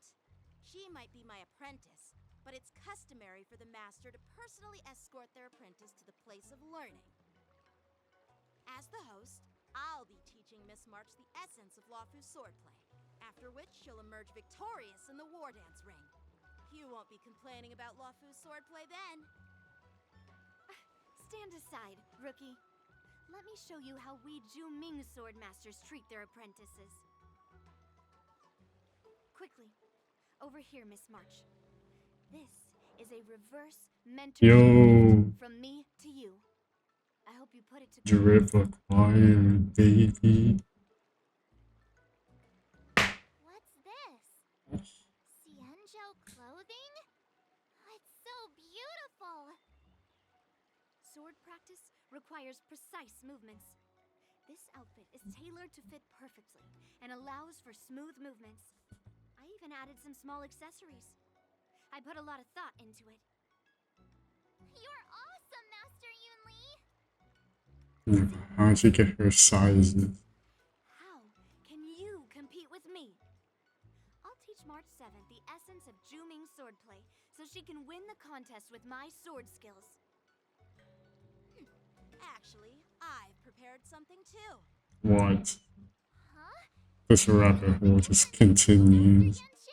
It's a sword. Since you want to learn swordplay, Miss March, you'll need suitable weapons. So, I went out of my way to How? prepare a pair of swords overnight. How? Unfortunately, I didn't have time to ask the craftsman to customize the swords for you. But I did my best to choose ones that look nice and are suitable for a beginner. I hope you like them, Miss March. Dude, they're spoiling her, bro. Bet you didn't see that one coming, did you, Yunli? Got you. The real competition is just getting started. I'm so lucky to have two great masters. But why does it feel like things are getting a bit weird?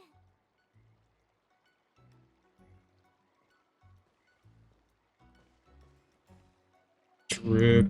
So what do you think, masters? Does this outfit suit me?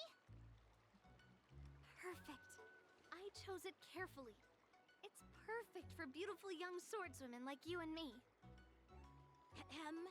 All right, let's get started with the training. The person next to me is a Cloud Knight instructor I've brought in. For your first lesson, try exchanging a couple of moves with him. Wait. Kill his ass. Actual combat training for the first lesson? Isn't that a bit too intense? Well, I heard you have some experience with archery and martial arts. The first thing we're going to do is see just how strong your fundamentals are. Come on, step forward and strike with the sword in the most natural way you can think of. It's important for us to grasp your natural movements so we can decide where to start and what you need to learn. If you're ready, let's begin. Okay.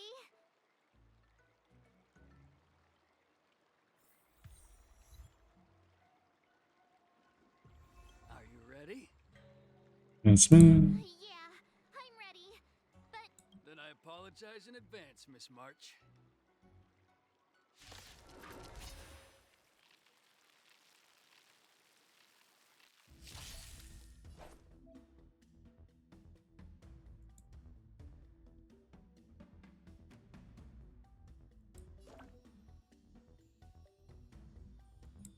please have some tea. Pay close attention, Miss March. Lawfu swordplay is all about being swift and agile in your movements. Bladed flight.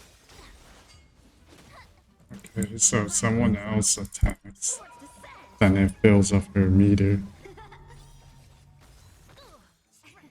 Ignore him. Strength is everything. Boom! Right on time. Like this? Well done!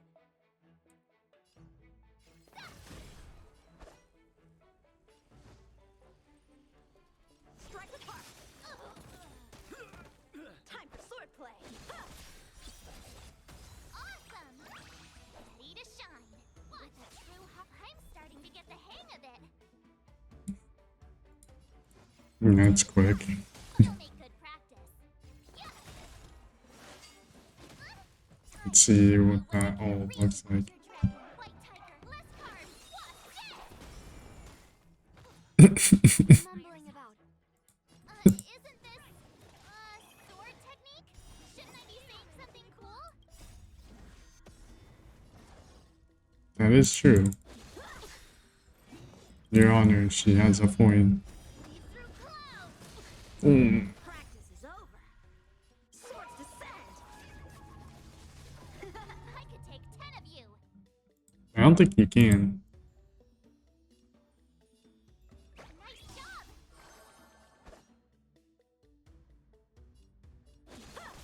What are you made of? Hmm. Right on time. I get it. All right, check out this move. Damn, 52k? What the fuck? Hold. Pause. Strike with heart. You'll make good practice. Yeah. Severing mountains. Yes, you. Time to show you what I can. Azure Dragon, White Tiger, less cards. What's this? Within the self, not the soul. Strike!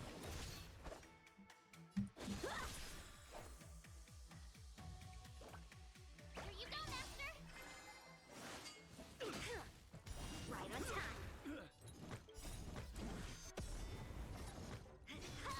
Time for swordplay. Descend to earth. You're gonna live that.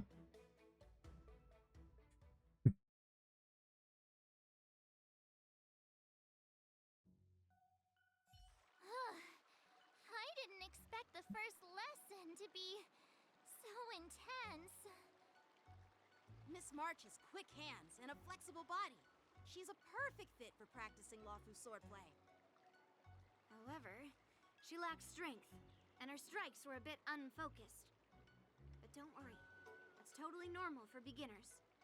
Once she starts practicing Juming swordplay, she'll make heaps of progress. Given the situation, I believe Miss March should start by working on her footwork. Strength! Seriously, do you actually know anything about swordplay, or what? I could ask you the same thing. Dual swords require agility, so what's more important than footwork? Instead of focusing on her strengths, we should address her weaknesses. The drawback of wielding two swords is not generating enough force. What good is being quick on your feet if you don't have strength? It's not like we're dancing here. Skilled swordmasters know how to play to their strengths and work on their weaknesses. Start with what you're good at, then tackle your weaknesses. That's the right way to learn. You're quite the theorist, huh? Theorist? He's got a point. You claim to be able to talk to swords. So what does that make you? A lunatic? Real. Hey, it's only my first lesson, and you're already arguing. Come on, calm down, masters. I'll have to improve both my footwork and strength anyway, so it doesn't matter which one comes first. But it does matter. Just listen to me, March 7th. Aww. And March has it rough, huh?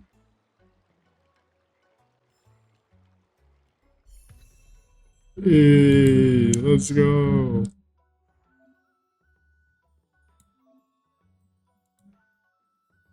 I like the new menu skin. It's pretty cool.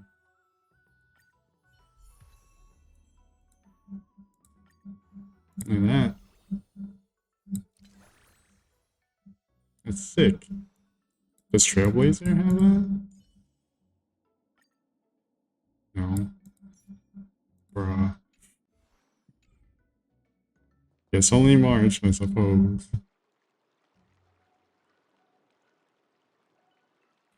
Dear Himeko, Mr. Yang, and Pom Pom, we're all good here on the Xianzhou Lafu, so no need to worry. By the way, how's your trip going? Got another epic thumbnail shot. Yeah. As for me, I've somehow become the apprentice to two Cloud Knight sword masters, and I've been honing my sword skills with their guidance. One of them is Yenqing, the boy we've all met before.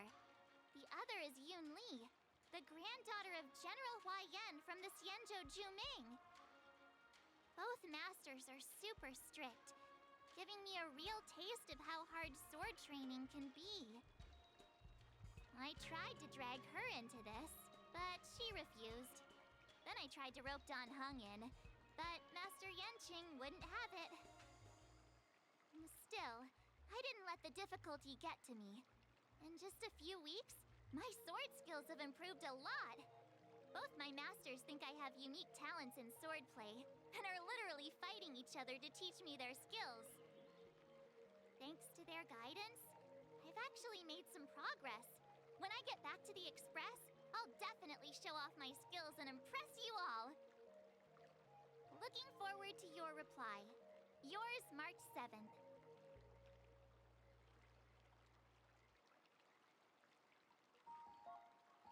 Wish I did now letters instead of text messages. What's the point of your phone?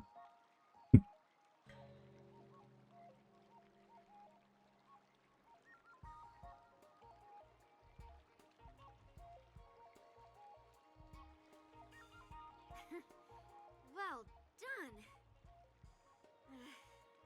Let's call it a day.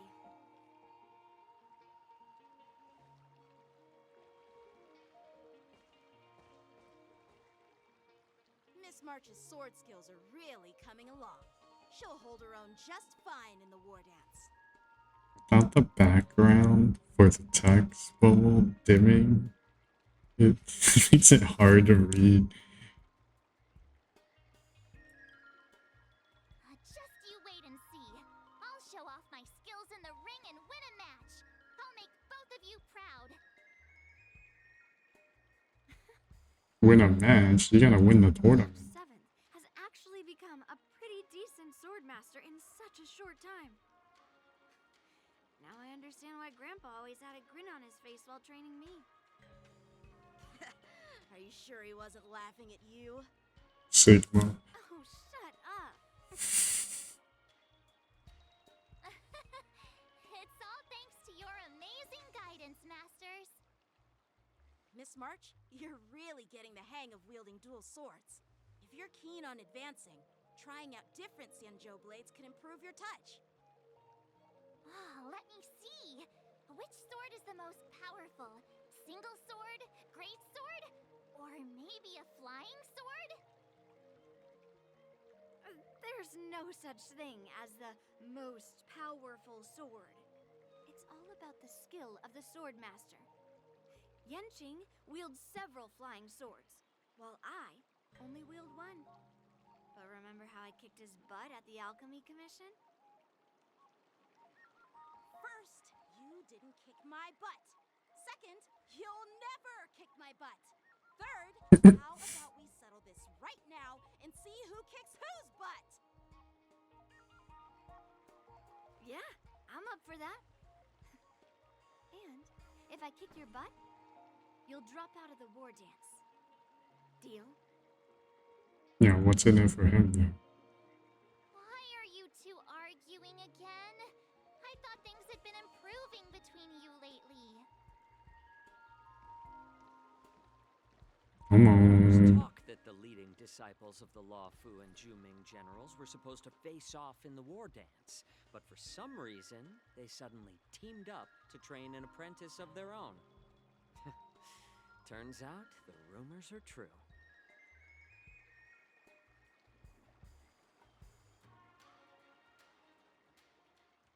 Tomorrow is the big day of the war dance.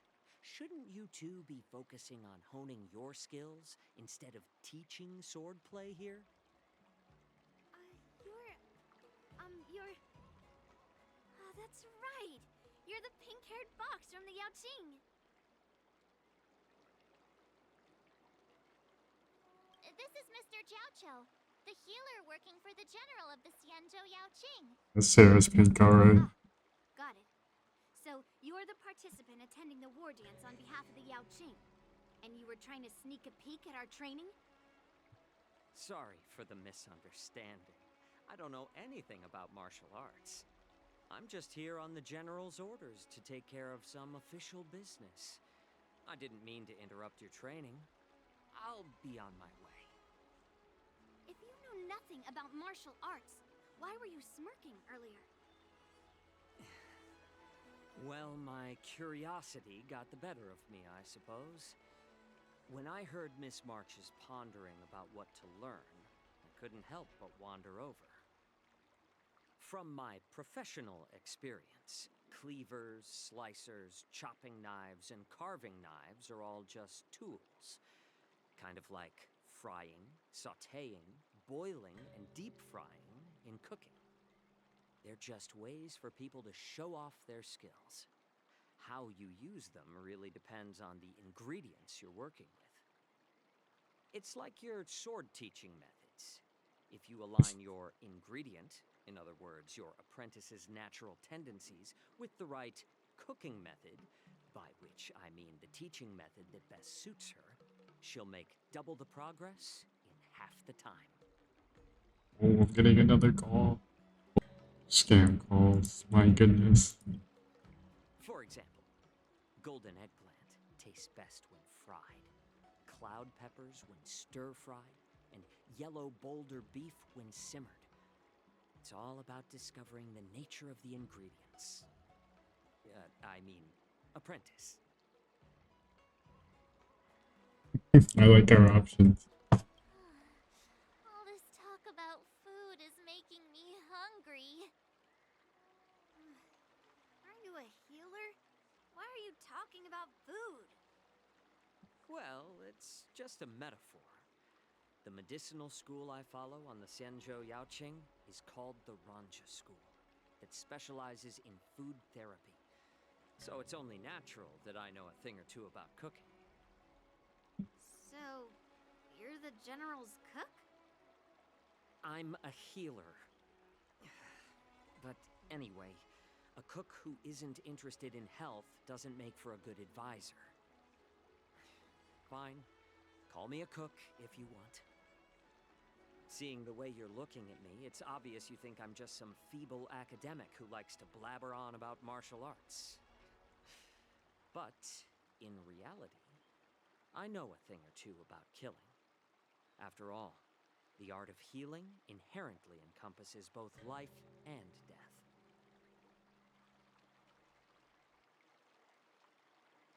Why is this guy suddenly getting all serious with kids?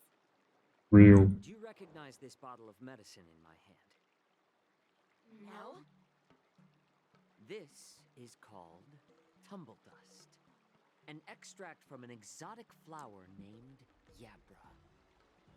Ugh, is it poison? Well, it depends on how it's used. Like he had a cappuccino this morning because he's just lying. Patient's body during surgery, making them painless throughout the entire process. However, increase the dose or the potency, and it'll slow the metabolism, making the blood thin and resulting in the loss of all senses. Even long-life species cannot escape its effects. This thing can save lives or take them. It's more powerful than the swords in your hands. That may be so, but still, I prefer settling things with a sword than, you know. For warfare. Looks like I did get you all wrong. You're not a feeble scholar, but a sinister and despicable one. Hey, why the insults all of a sudden? I'm just sharing some medical knowledge here, not persuading you to poison anyone. Real. Seems like you get real excited when talking about poison. I can't tell if that's an honorable thing or sinister. My night shift turned on. I just turned it on. The one standing is full of malice. The other lying down is honorable and righteous. How can the one who's lying down label the one standing as sinister?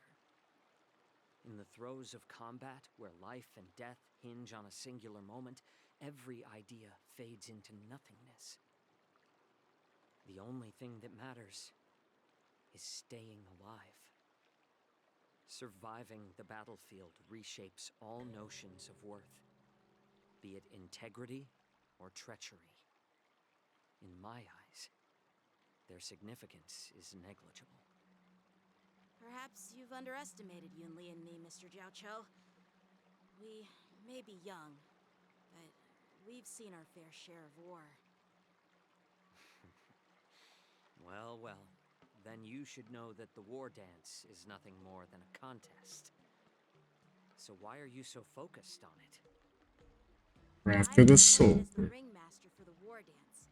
I asked the general, we Cloud Knights are supposed to charge into the fray and slay enemies. Why do we have to swing swords in a ring just to please an audience? And this is how the general replied. To unsheath your sword in a ring is no different than on the battlefield, as your sword reveals the might of all Cloud Knights. The war dance is the perfect chance to showcase martial virtue and forge alliances from all over the cosmos. When we unsheath the sword without drawing blood, we not only display our might, but also the martial virtue of the Cloud Knights. That's quite an insightful statement, Yanqing. Well, my apologies for being so short-sighted. I've been on the Luofu for quite some time, but I haven't had the chance to see the ceremony venue for myself yet. Hearing you speak so highly of it has piqued my curiosity. Would you mind showing me around? You want to see the Sky Splitter ship where the war dance will be held? Let's go! I bet Yunli and Miss March haven't seen it either, right? Well then, I'll give you all a tour.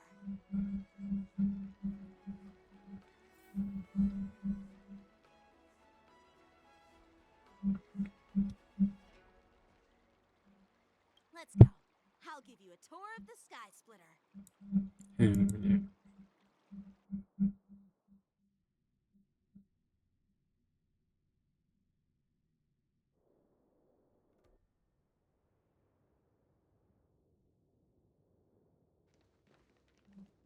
Looks like a lot of other visitors have also come to catch a glimpse of the Sky Splitter.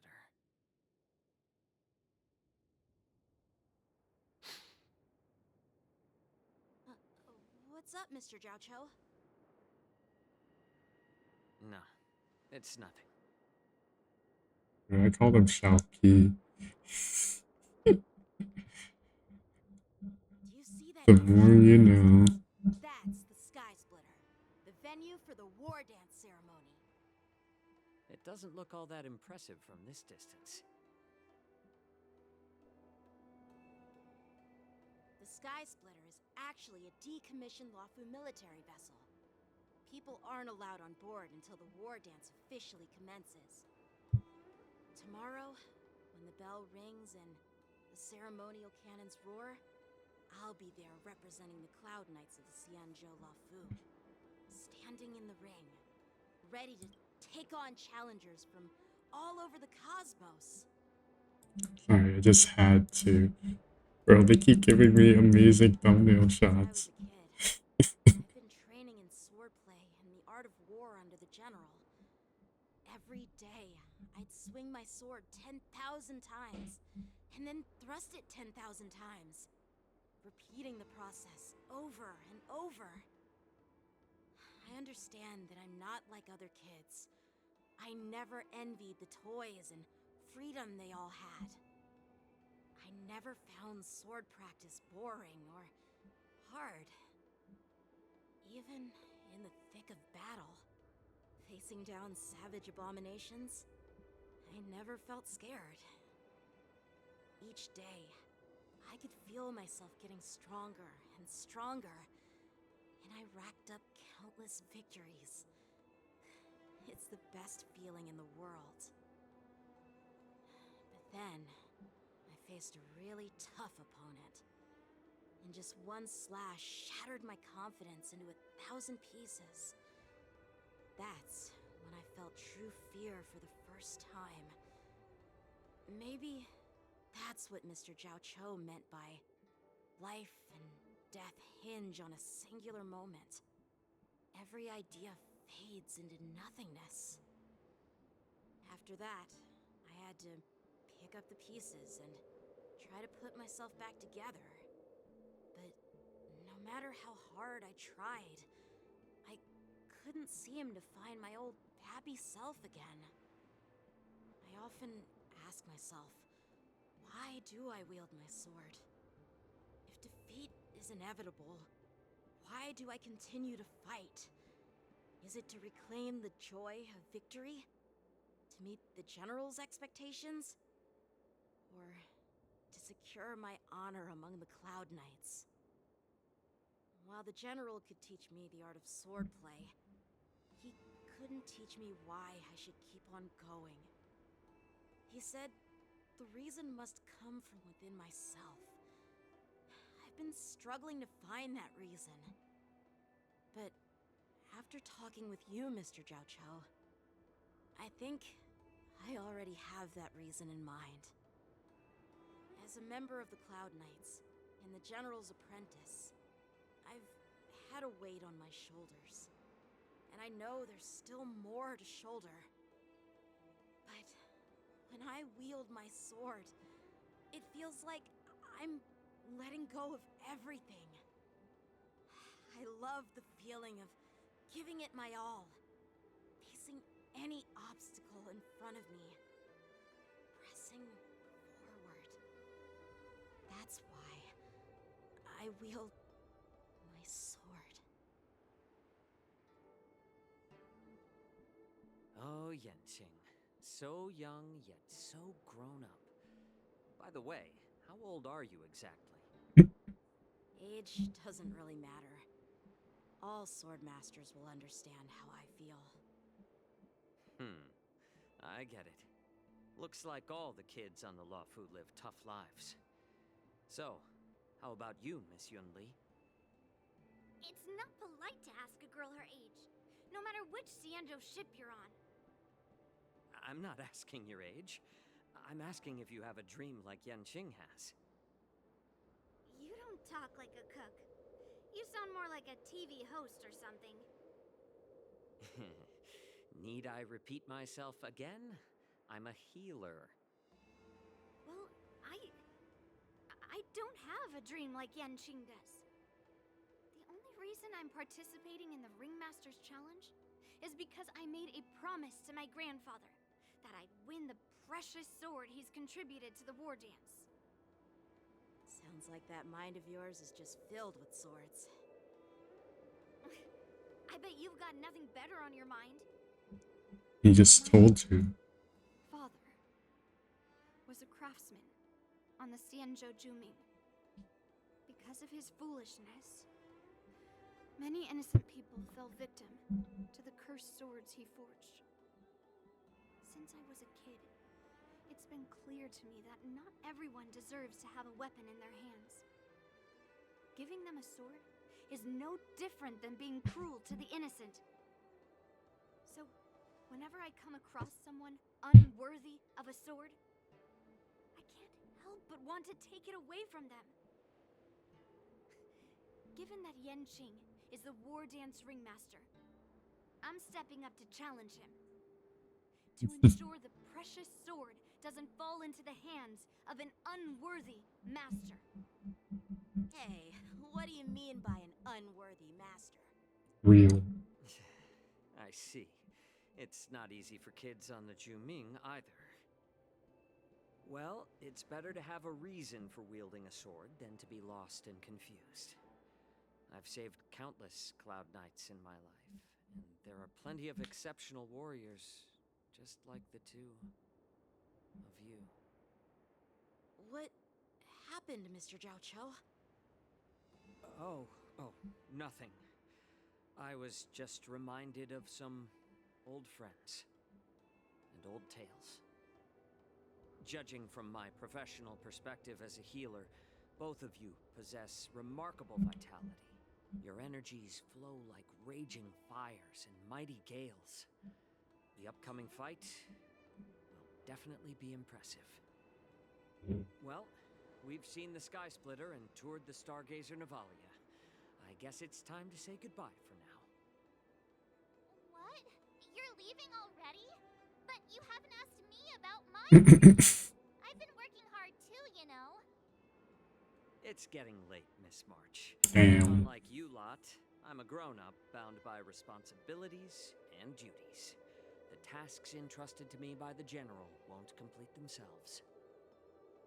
By the way, Yanqing, is it normal to have so many people wandering around in an automated area like the Stargazer Navalia? Actually, this is a restricted area.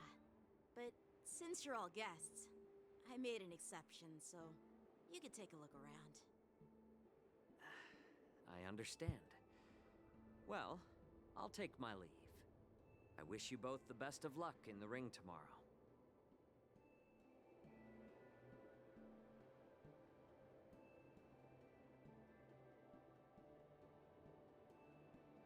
Seriously? I just spent so much time thinking about my dream, but he didn't even ask me. Yeah, because he's no simp. Now that we're done with our He said March 7th, too old. Shall we continue with our training? Why don't we take a day off? What? You want to secretly practice swordplay by yourself? Dream on. You know cramming before a fight never works out. For some reason, seeing the Sky Splitter has boosted my confidence. So, I've decided to conserve my strength for tomorrow. Alright, I'll take you out of the Stargazer Navalia.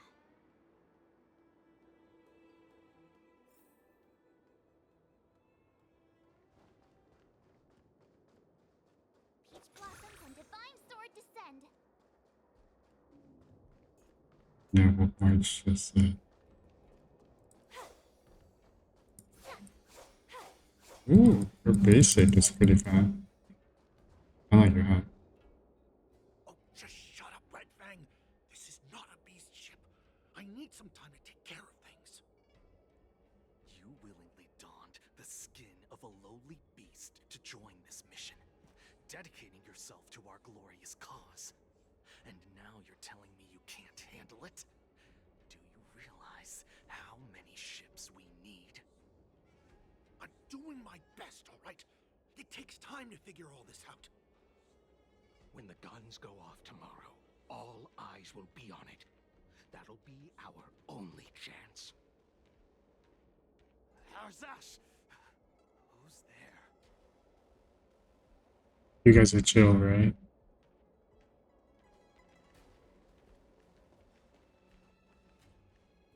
Who are you guys?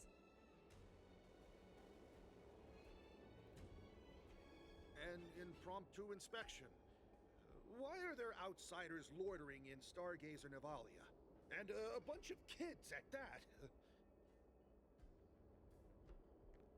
Hey, kids. Didn't your parents ever tell you to stay away from the Stargazer Navalia? I know it's an automated facility, but it doesn't mean you can just break in and do what you want.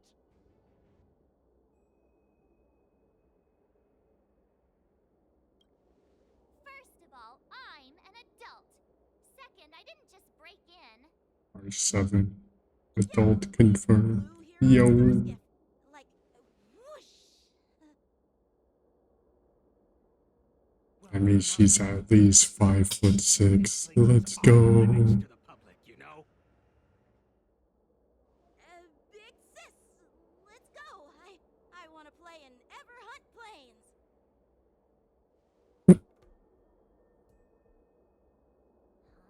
Everhunt Plains? Yeah, sure. Big Sis will take you there.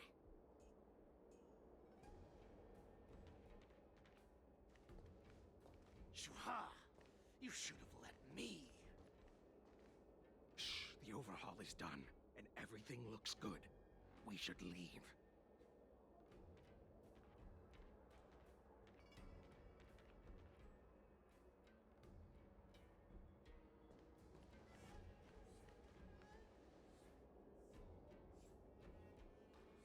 Could you repeat what you just said, Yenching? What did I say? Big Sis, let's go. I want to play in Everhunt Plains. Come on. Can't you read the room? Something is definitely off about the three people we just met. Real. Yeah, anyone could see that. I just wanted to hear you say it again. That pink-haired fox tried to say something. I'm pretty sure he sensed something fishy. Since he's not familiar with this place, he just dropped us a hint. But you didn't seem to be paying attention at all. I knew that from the beginning. They said they were doing an overhaul, but it looked like they had no idea how to operate the Starskiff production line, right? And it's suspicious how they suddenly finished their overhaul and walked away as soon as they laid eyes on us. A Cloud Knight, a member from the Skyfaring Commission, and a craftsman. They're from various departments, and the reason for the overhaul seems legit. But one of them blurted out some weird language just now. Did you hear that?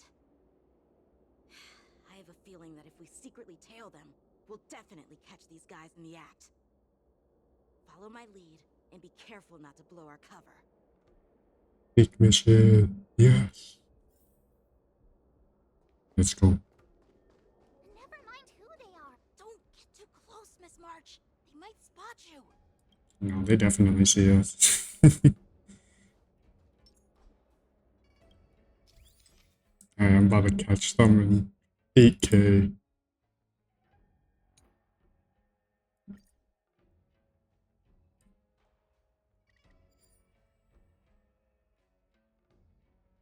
Beautiful shot. Oh yeah, look at that. Incredible. We should have just killed those lowly beasts. Those Yeah? little brats won't take up much space. There are boxes all over this place. Just dump them into one and no one will notice. Cut the theatrics, Grulock. Even the slightest slip-up could interfere with Lord Moktok's plans. So where are we heading next? To check the freight skiffs. We've got a lot of preparations to do. Also, don't forget to take those crates with you. Weapons, supplies. We've got to be well prepared. Otherwise, we're screwed.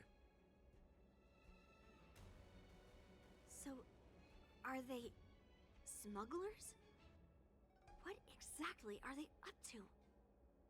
I have no clue, but they seem to be moving those crates. I've got an idea. We can hide inside the crates and follow them. Oh, hell no.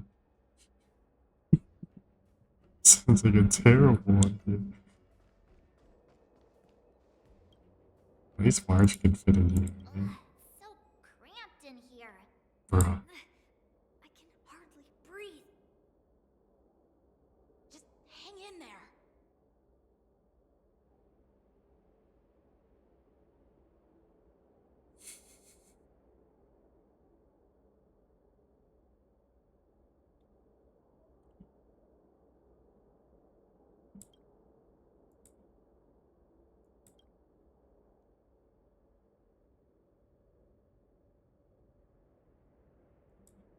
Let's just put the cargo here for now, all right? Then we'll move on to inspect the ships. Lord Moktok said that as soon as we're done, we're to board the freight skiff and leave this place. Don't worry, I've changed the shipping schedule. You two, come with me. Is it just me?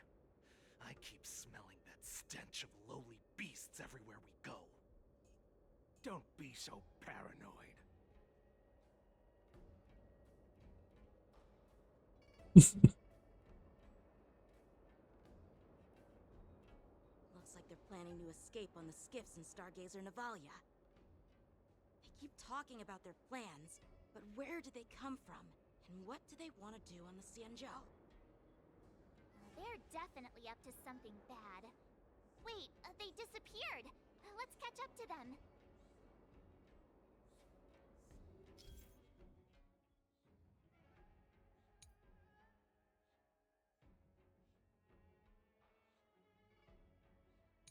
Sneak mission.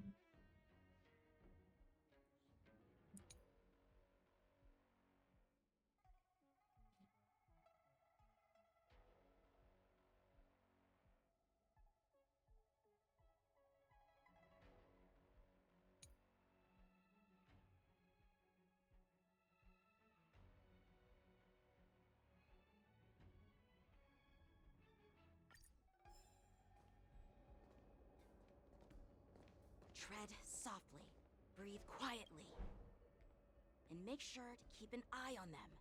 Hide out of sight as soon as there's any sign of activity.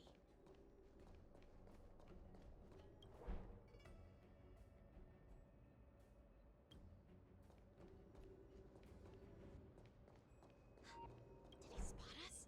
Quickly, hide! Is he?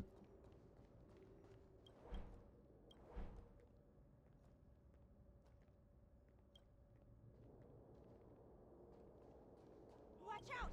They're on high alert!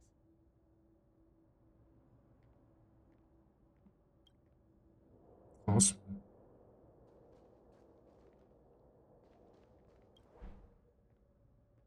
But he could definitely see me if he turns around. Don't be so paranoid. We're running out of time. Get over here! Shuhard, I'm coming!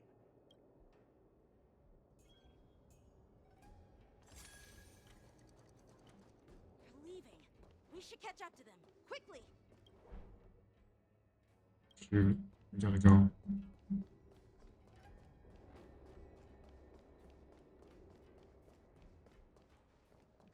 Did he spot us? Quickly, hide!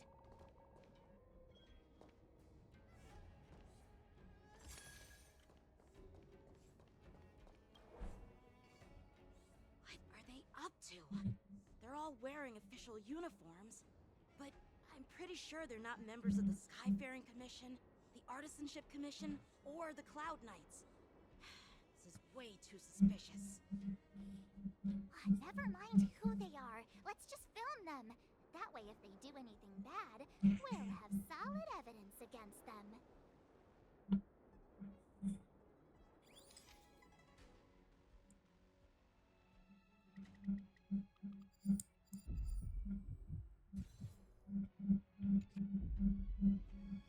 Look at this. A freight star skiff with enough room to fit at least 20 of my men. I'll let the others know and have them prepare more star skiffs. Once we're past the checkpoint, there will be beast ships waiting for us. Lord Moktok is ready.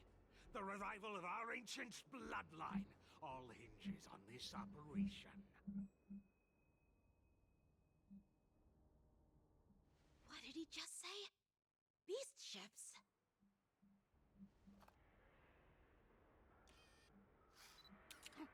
Who's there? It's those brats! I told you to get rid of them, but you didn't listen, you idiot! Wipe them all out! They're werewolf people. Adusa! Die, you lowly beasts! Time to say bye.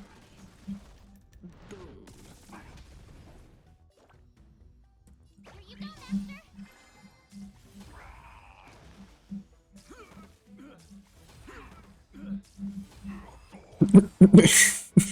Bruh.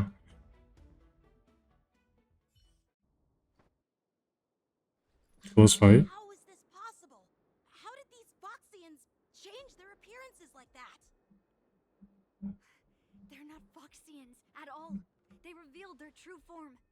They're Borisin, just like the bandits I defeated on the IPC ship.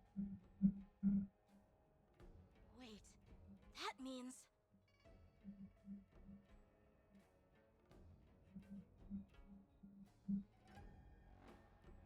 Well, how did the Borisin manage to infiltrate the Cienjo?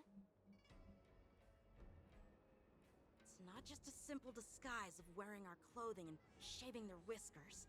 They're somehow able to alter their appearance to be indistinguishable from Foxians.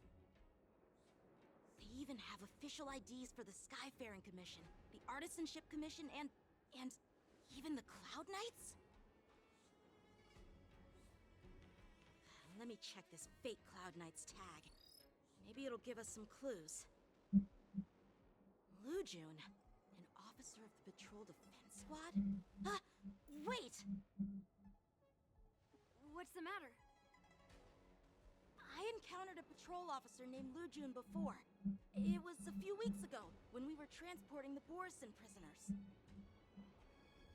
If they can forge official identities and move around the Cienjo without raising suspicion... Oh no, this is bad. Even worse. If you find one cockroach on the Express, it usually means... No. There are more Borisin hiding on the Cienjo. I bet their plan is much bigger than just stealing information. We've got to report this to the Seat of Divine Foresight.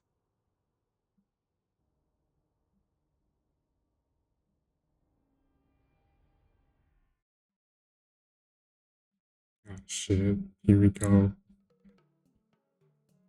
Got a loading bar. There's a cutscene incoming.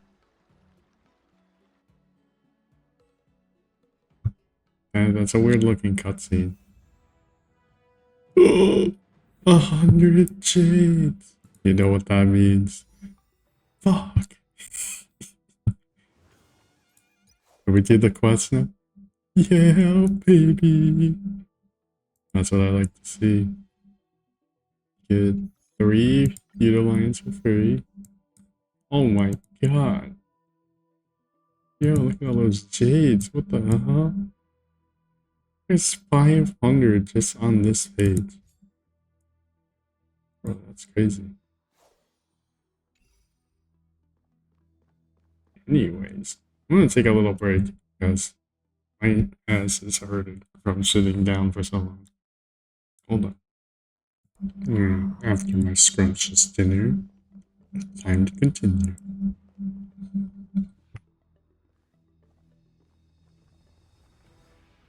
I'm glad to finally meet you in person, guests from the Astral Express. I'm Fei Xiao, the general of the Xianzhou Yao Cheng. Welcome, welcome. Let me introduce our guest to you. The one dressed in green. He's the reincarnation of Imbibitor Lune, and the person behind him is the newest member of the crew. I've heard a lot about you.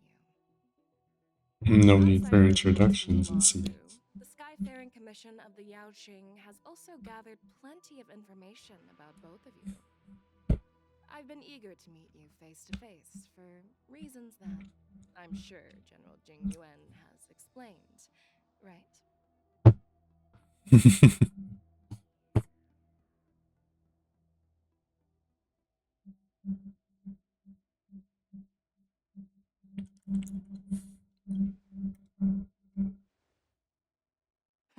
Straight to the point. I like it.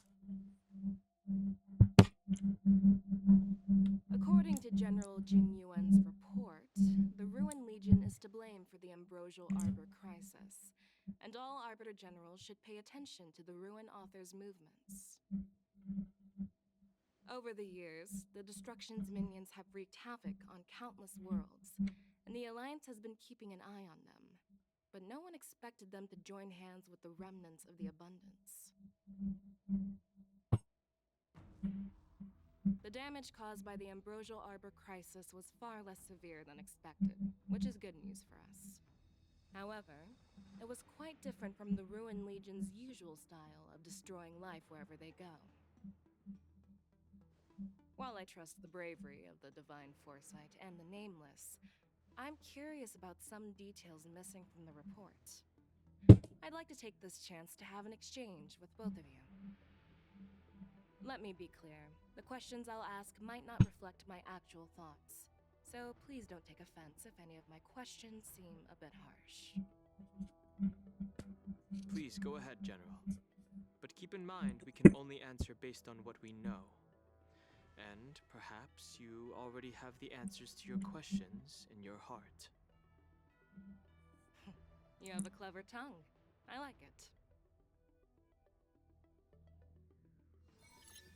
Oh shit, here we go. Claw is quite articulate. Right now, her intentions are unknown, and Jing Yuan wants us to be honest. Maybe I'll just stick to the facts we know. Let's cut to the chase. Before the crisis struck, the Astral Express was guided here by a Stellaron hunter, a wanted felon, in an attempt to resolve the Stellaron crisis. However, everyone in the cosmos knows of the Stellaron hunter's reputation. So, why did you place so much trust in them? Could it be that some of you have a connection with them? Of course, technically,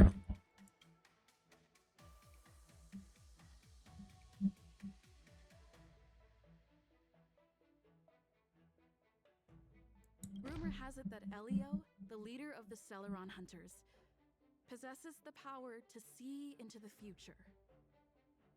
He foresaw that the Xianzhou and the Express would have important roles to play in the war against Nanook. That's why we were lured here to the Luofu, to deal with the Stellaron crisis and fulfill the prophecy. General Jing Yuan believes in this prophecy too, as mentioned in the report. I'm curious why you didn't question it at all. Could it be because one of the Stellaron hunters is actually an old acquaintance of General Jing Yuan? Please be cautious with your words, Merlin's Claw. Let's avoid sowing doubt among our comrades. That Stellaron hunter used to be my disciple. So are you putting my loyalty in question too? I'm simply bringing up the doubts about General Jing Yuan that exist within the Alliance. Since I'm representing them, perhaps you can just imagine me as one of those old geezers. Damn. See. Let's move on to the next question.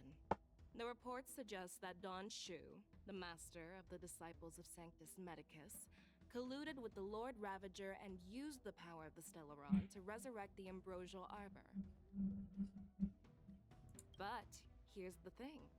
Don Shu was just a chief alchemist.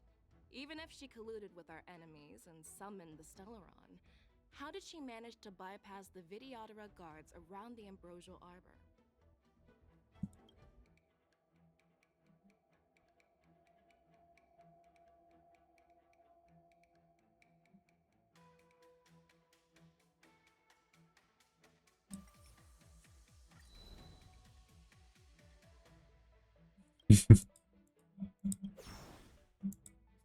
Alright, it's game day. Fu hadn't exiled Dan Heng, leaving the Vidyadhara with no leader, they wouldn't have fallen into chaos, and there wouldn't have been the opportunity to bring the Stellaron to the roots of the Arbor unnoticed. Invibrator Lune was exiled due to his Shit. Now, Dan Heng, as his reincarnation, is free from his sins. However, why did he risk trespassing on the Xianzhou Luofu before his exile was lifted? I was concerned about the safety of my companions, so I acted brazenly. I admit I was reckless at the time, but he returned despite everything. Now, let's consider the outcome. The Arbor was resurrected, and the Luofu required a High Elder to repair the seal and suppress the plague mark. It's hard not to think about the stakes involved, right?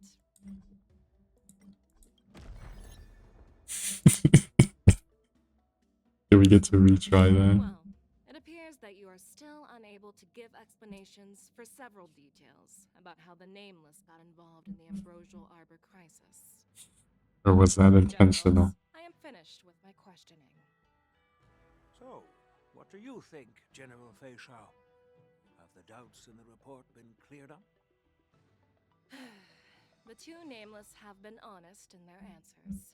Even though there are some tricky details, my intuition tells me there is nothing wrong. However, the three questions I posed earlier were not just for the Nameless, but for you too, General Jing Yuan. First, the disciples of Sanctus Medicus grew uninterrupted on the Luofu, yet the six charioteers were not aware of it. That was a dereliction of duty.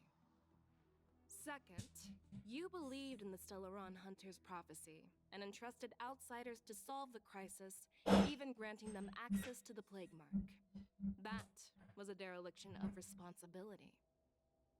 Third, you insist on holding the war dance right after the Ambrosial Arbor crisis, putting the Luofu back in the spotlight. That is a dereliction of wisdom. Merlin's Claw. Is this your line of thinking, or the Ten Lords? From the moment I walked in, I made it clear that the questions I'd ask might not reflect my actual thoughts. The disciples of Sanctus Medicus were deeply rooted and had been plotting for a long time. I admit it was my negligence for not noticing it earlier. As for the Stellaron Hunter's prophecy, I didn't believe all of it, but in the end, the Luofu did survive the Ambrosial Arbor crisis. So, I think it's safe to say that Elio's prophecy about the future holds some merit. And as for the war dance, do you think I'm unaware of the risks?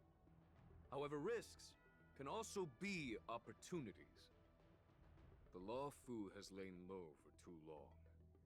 I believe it's time to stir up the dregs hidden in the depths and wash them away once and for all. Just as I expected from our sophisticated divine foresight. You have a way with words. I like it.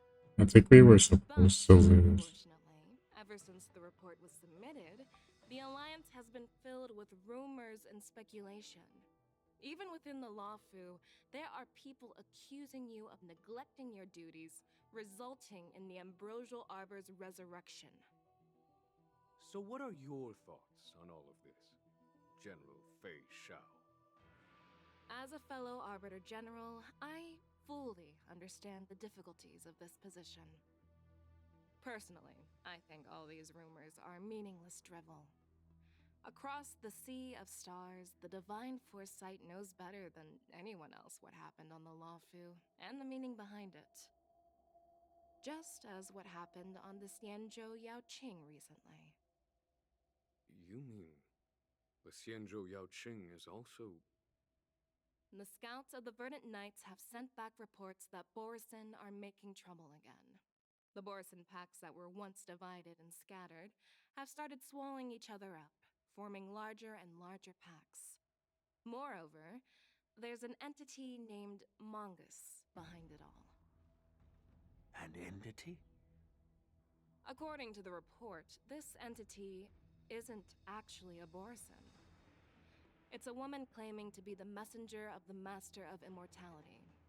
She's described as having 12 faces and 12 pairs of fangs, Hmm. as cruel as poison, and as elusive as quicksand. The Borison believe she'll give them a chance to rise again. That's Ventilia. That's right. You're lucky that I'm the one who came this time. If it were the Patina Justice or the Seer Strategist, this conversation might not be so friendly. I've always had faith in my instincts, so I don't doubt your good intentions. But the Alliance has its fair share of questions and doubts about the Law Fu. So, my plan is to come up with an acceptable answer to satisfy the Alliance. What's in this plan, General Fei Xiao? General Jing Yuan, you already know what has to be done. But since you don't want to be the bad guy, I'll take care of it for you. You need the final word from the Ten Lords Commission to quell any doubts. And for that, I'll have to ask the two Nameless to visit the Shackling Prison. No, I'm not imprisoning you. While you're there, I'll ask a judge in the Ten Lords Commission's Interrogation Division to record a detailed testimony with the karmic mirror from both of you. We'll fill in the gaps that weren't covered in the report, and silence any protests within the Alliance. I'm okay with that. Worried that I might go back on my word and keep you in the Shackling Prison? Relax. If I wanted to do that, you'd already be behind bars. Once you're done with your testimony, you're free to come and go as you please. Yay. Then, as the Merlin's Claw requests... Oh, there's one more thing. This testimony is for silencing the voices of opposition within the Alliance. But I would like to urge General Jing Yuan to listen to the pleas of the Foxians on the Xianzhou Yaoqing. So, you are here for Hule. Exactly. Hule is locked up in the Law Fu's Shackling Prison. Since he is the Broodlord of the Borison, I want to transfer him onto the Xianzhou Yaoqing and imprison him there. The recent movements of the Borison suggest they're planning something big, so we must act preemptively. It makes sense to have the Foxians keep an eye on their arch-nemesis. Since you trust my judgment, I'll repay that trust. What do you think about all this, General Huayan? I was worried this would turn into a heated argument, but it seems like both of you are on the same page, solving each other's problems. I couldn't have asked for a better outcome. And as for Hule, I'll send my lieutenants Zhao Chou and Moza to check on his condition in prison and ready him for transport. If there are no more questions, shall we get this started? Yeah, baby.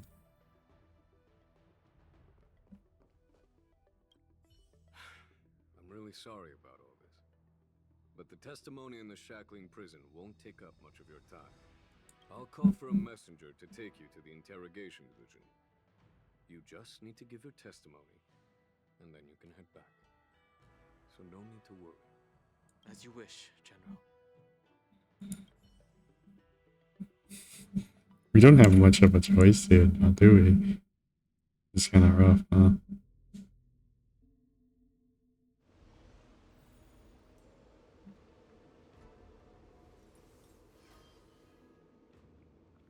As General Jing Yuan requested, everything is prepared for your arrival, and I am here to receive you.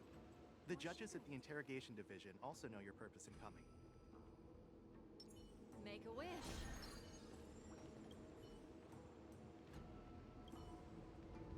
Let's go.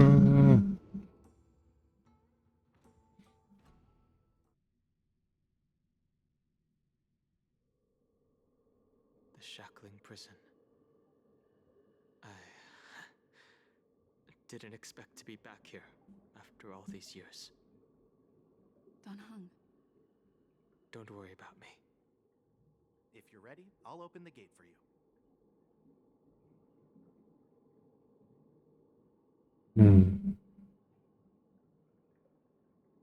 This is one of many entrances used for temporary access.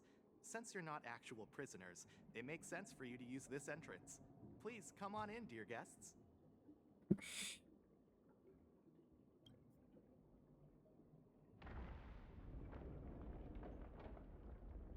God, they got spikes on the fucking door. Alright, bro.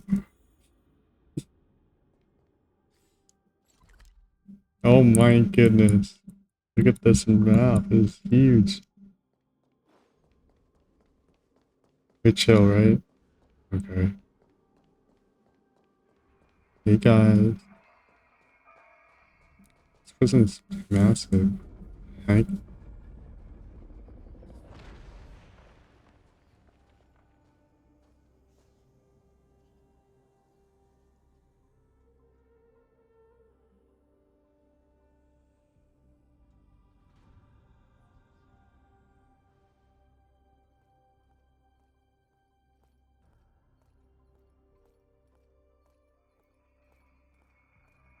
What are you looking at?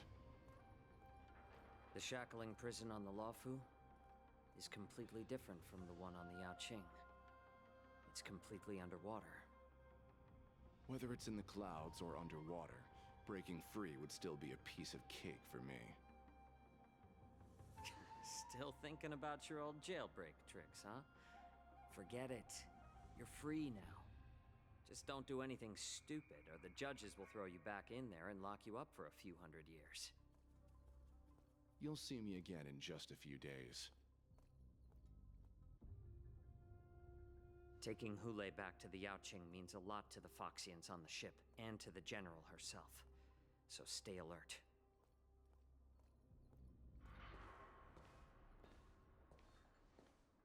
Guests, my name is Shui Yi, and I'm here on orders from the Incarceration Division of the Ten Lords Commission.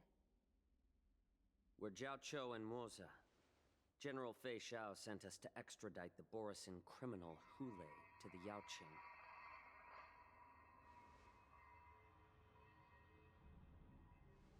We're here to inspect the conditions of his imprisonment and make preparations for the handover and transportation. I assume you've been briefed, Your Honor. Your visit request has been approved. I'll be your guide for this trip. Prisoner Hule, the warhead and brood lord of the Borisin abominations of abundance and the arch-nemesis of the Foxians, is responsible for 2,123 wars of aggression and countless associated crimes. Due to Yeah, his heinous he's chill. acts, he has been imprisoned in the depths of the shackling prison and subjected to the punishment of the Forest of Swords until the end of time. He shall never be pardoned. No need to repeat his crimes and sentence, Your Honor. He is the greatest enemy of us Foxians. The stories of his atrocities are used to terrify our children. I'm well aware of every crime he's committed. Let's move on to the next step. When it comes to visiting criminals, there are rules in place to ensure your safety. I know you've heard legends about Hule. I hate how my mic keeps picking up background noise. Very limited. Only the judges of the Ten Lords Commission truly know what kind of abomination is locked up at the bottom of the shackling prison. It has been centuries since Jing Liu, the former sword champion of the Luofu, captured Hule. And during all those years, we never provided him with any food. Yet he somehow managed to stay alive. It defies all the documented physical characteristics of the Borisin. The Forest of Swords, forged by the Punishment Division, is a device of intense torment, used to execute sinful abominations. Most Borisin die within 3 days in the forest, but Hule is different. Every time the blades pierce him, his body instantly heals. Despite the brutal punishment, he somehow manages to survive. The complex rules are there because of his abnormal characteristics. Do you understand now? I apologize for any offense caused. Please continue, Your Honor. I've given you the instructions regarding Hule's visitation. Please make sure you read them carefully.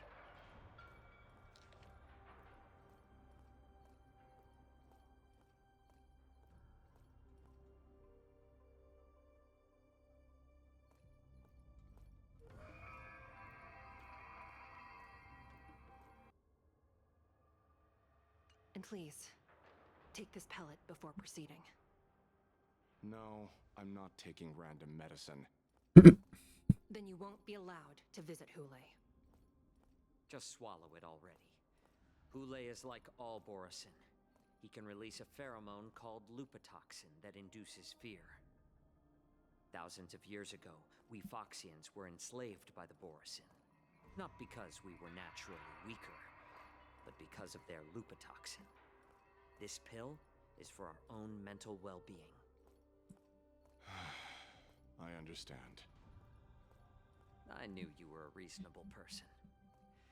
Now that we've taken the medicine, let's proceed.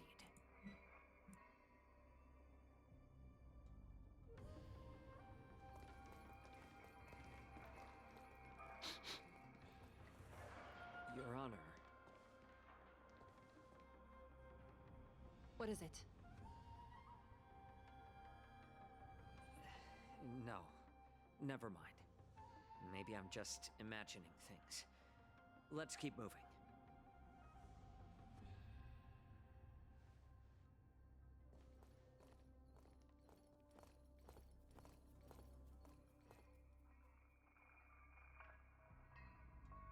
Here we are.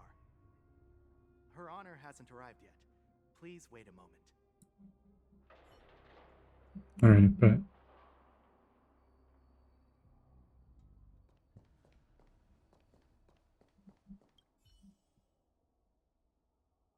oh god, the pit is so deep.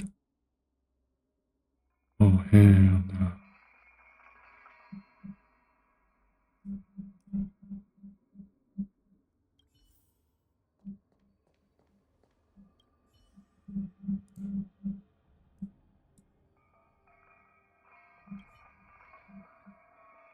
Welcome, dear guests from the Express. Tanya. Judge Tanya of the Interrogation Division. Long time no see.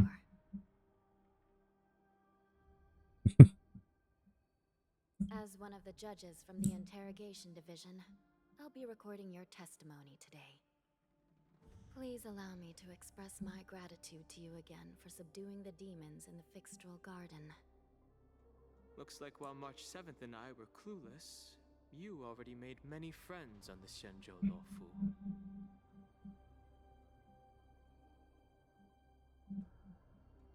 Even though you and I have met before, we can't show any favoritism under the Ten Lords. So, please do as I command as we head to Scrivener Hall and beyond. Don't do anything without my permission. This is not a place for ordinary mortals. You and Mr. Danhang, please come with me. Please lead the way. Alright, the boss lady. Please let me activate the mechanism before we all move forward. And please, watch your steps.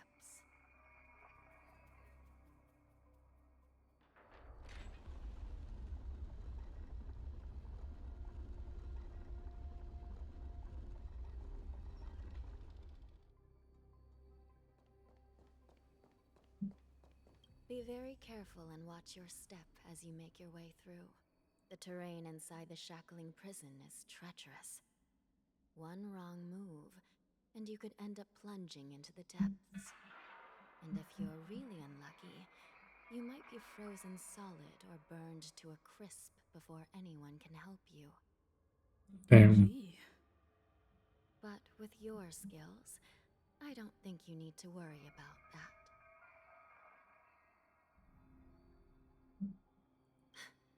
You're funny. This prison does contain many layers. We even brought in Videodora Icor line craftsmen to introduce the ingenuity of Delve enchantment. What you're seeing now is just one part of the shackling prison. Perhaps. Judging from the appearance, much of the architecture in this prison has a Vidyadoran style. So, perhaps they did have a hand in building this place back then. Well, the paths here serve as both passageways for the Ten Lords' Commission and barriers for the prisoners. Most prisoners locked up here have committed serious crimes violating the Xianzhou legal code, and many of them are denizens of abundance like Borisin, Wenham, and wingweavers. To be honest, these abominations are pretty good at trying to break out. So, as long as the treacherous terrain here makes it harder for them to escape, the Ten Lords Commission doesn't have any complaints. Please, come this way.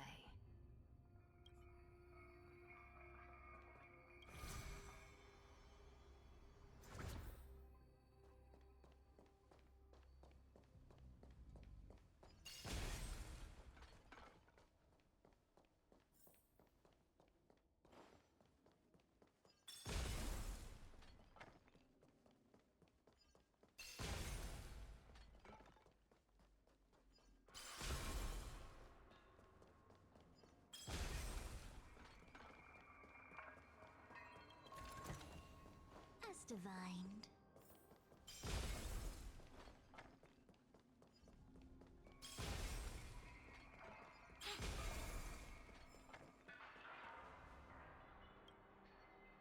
I heard the war dance is about to be held in the mortal world. I destroy every object I see. Dance with my sister when we were young. The Cloud Knight, who was the Luofu's ringmaster, was an amazing swordsman, and their sword flashed like lightning. The Outworld Challenger had fiery red hair and a hand made of steel, which roared like thunder. They battled for a long time before a winner could be declared. Time sure flies. Now, both my sister and I are residents of the Netherworld, and we will never again feel the thrill of a competition. Are there a lot of people in Starskiff Haven due to the war dance?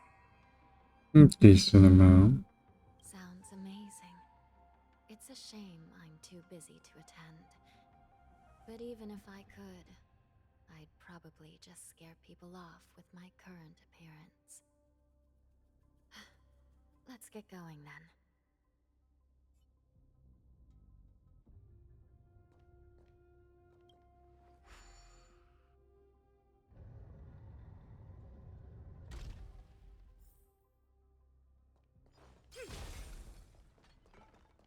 Max security prison.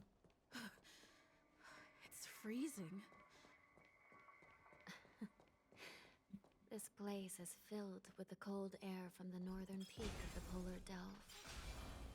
Even the toughest long-life species would have a hard time enduring this. I'm not gonna press any buttons. Did you hear something just now?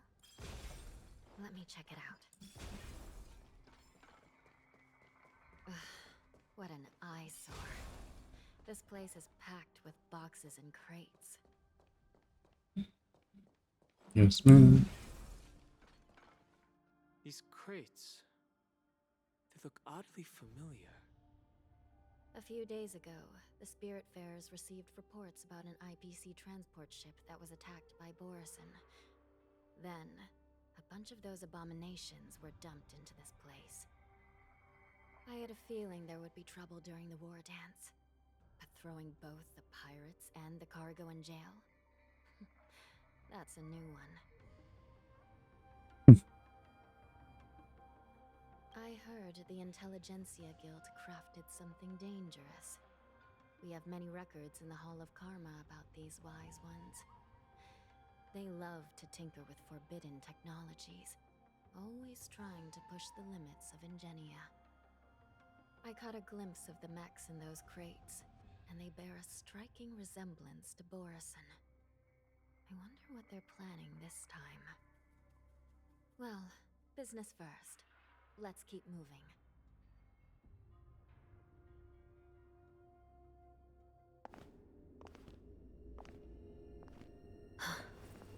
Strange. I don't remember checking the containment facilities a second time.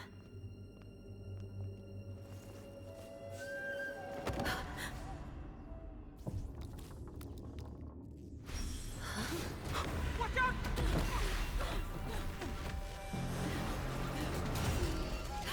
Emergency! All wardens prepare for action! Emergency! All wardens prepare for action!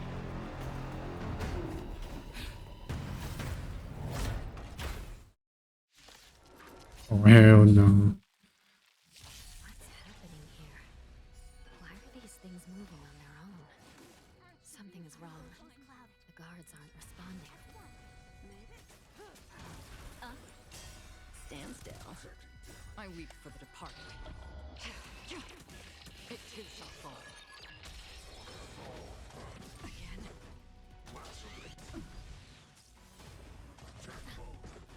This thing is going wild, just like a Borison. Looks like we're on our own for this one. Creations! Yeah, but we're chilling. These guys are weak.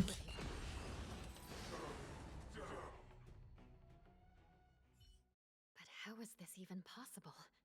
The Spiritfarers follow the protocols, cutting off power to the mechs and sealing the crates. How could these mechs still start moving? It's just like what happened in the Artisanship Commission before. These goods went haywire and attacked everyone in sight.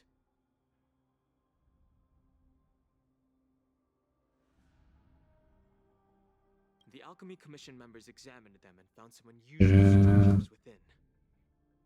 These things showing up in the shackling prison can My only chair is so bad. A prison break. Jailbreak. delivered these goods clearly wanted them to go through the Xianzhou's strict inspection process to show the Skyfaring Commission and Cloud Knights how dangerous they were. They wanted these mechs to end up right here in the shackling prison. If these things already started taking action while nobody was paying attention, then the whole prison is in trouble, I'm afraid.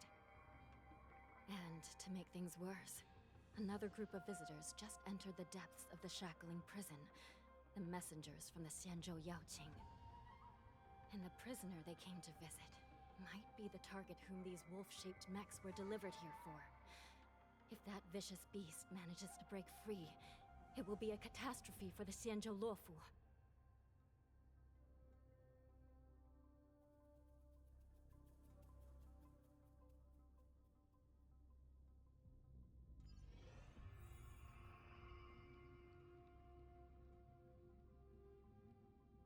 Here we are.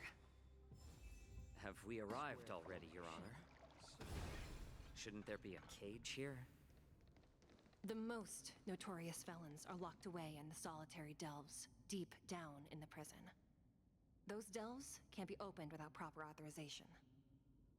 The blue bird paves the path, and the Stygian lanterns illuminate it. Help me light up these lanterns, and the way to the bottom of the shackling prison will reveal itself. This quest is very long. Holy. I wonder where it shows up as.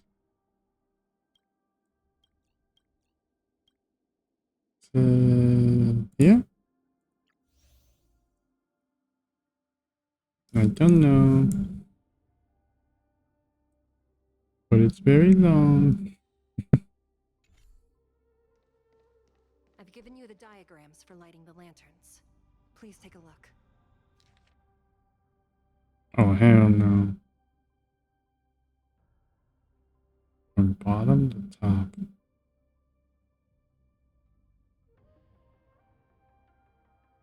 Hmm.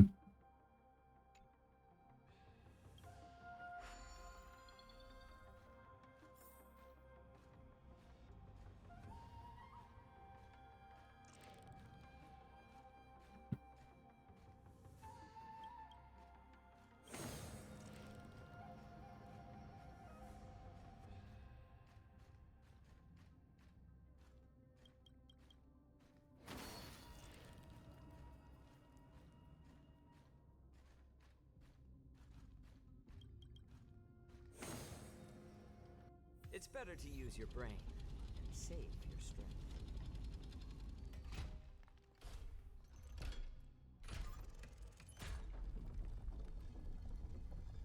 Now, what's the worst passcode I've ever seen? The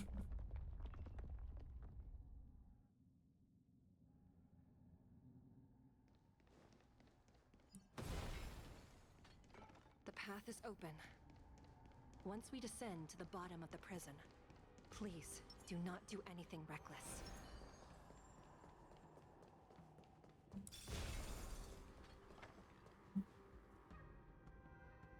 Inside the delve, behind this door, is the greatest enemy of the Foxians, Hule.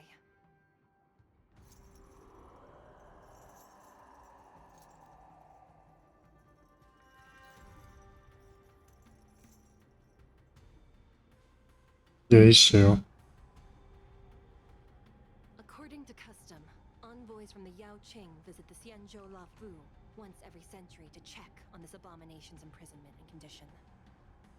Even though the Ten Lords Commission sentenced Hule to the Forest of Swords, suffering every day for the rest of his life, I understand that the Yao Qing messengers want to see him dead.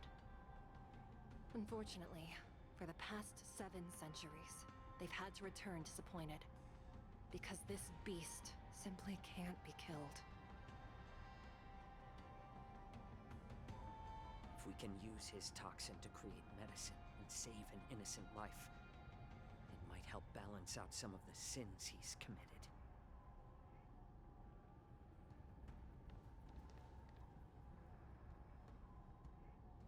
Could you be the key to a cure for the General, Hule?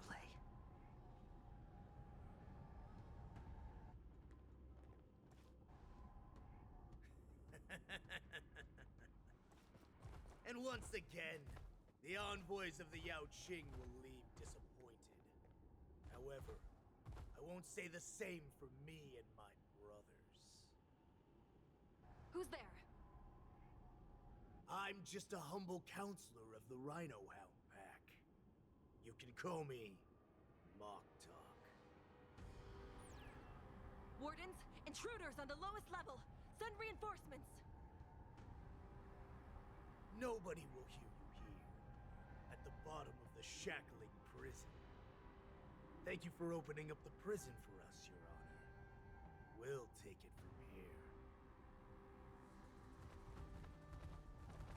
No wonder I kept smelling that familiar stench. So it wasn't just my imagination. Do your thing, Morsa. We mustn't let these abominations get any closer! Detestable things. There are too many of them. Once we were inside the shackle, we found soldiers tailored for us everywhere. We got the powerhouse DOT game.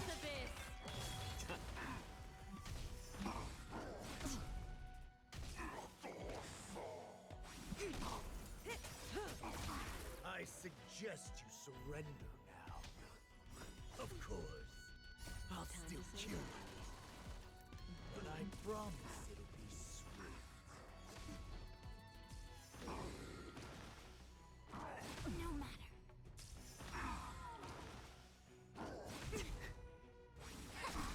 You do no damage.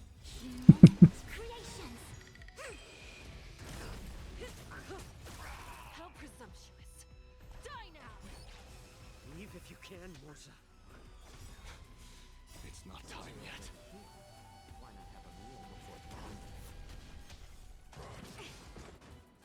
Yin and yang. Yeah, we're chilling.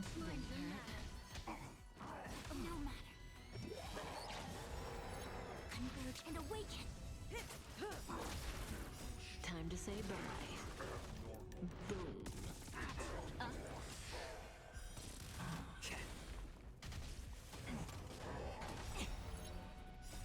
Beneath the waters lies an endless abyss. Human creations. Ill tidings manifest.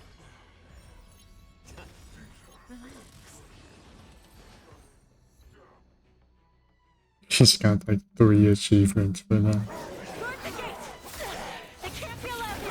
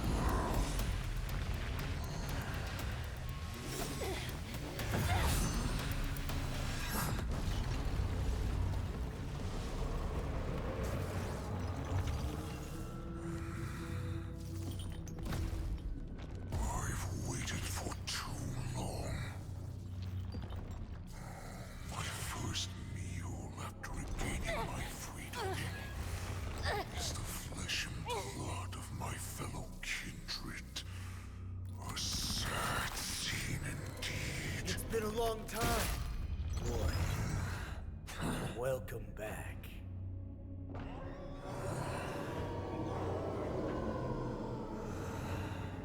Shit looks like Kung Fu Panda. How many times has the old verdant home spun around since our last hunt? Duran's whelp, tell me your name. Oh, great Hule, nemesis of the Foxians, and the hunter of all beings. I'm Moktok, a humble counselor of the Rhino Hound Pack. I am only one insignificant heir spawned from your bloodline. It's been at least 7 centuries since you led our pack through the hunting grounds of the stars. I'm thrilled to see that you are as cunning and skillful as ever. 7 centuries. 7 centuries have passed. But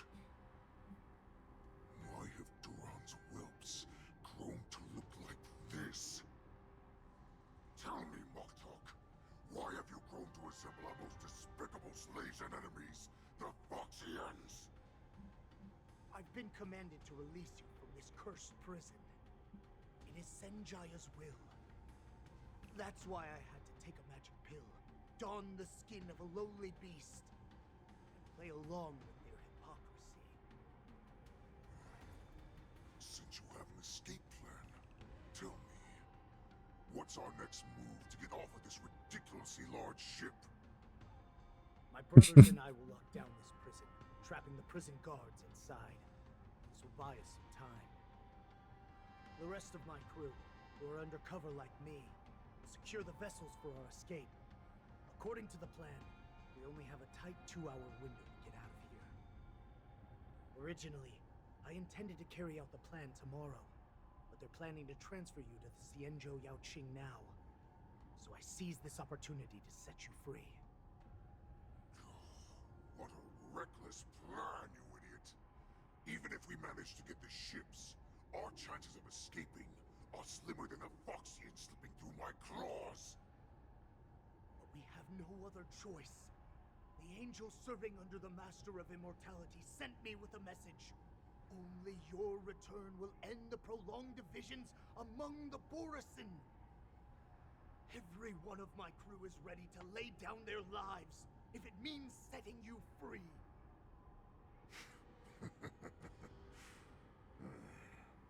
A sneaky weakling like you is actually showing some reckless bravery with this plan. Fine. You'll get what you want. And all of Duran's whelps will too. Well then, my lord, we should leave now. Before we go, give me one of those magic pills. My lord, you seriously want to don the skin of a lowly beast? That would be a disgrace to your greatness, my lord. You idiot. Greatness means nothing without freedom. Once I get out, I'll need a disguise that won't raise any suspicion. As you wish, my lord. Is that Foxian slave my meal? No, he's an envoy from the Xianzhou Yaoqing. I plead you to endure him a bit, my lord, as he's more valuable as a hostage. Take him, guys! Time to move out!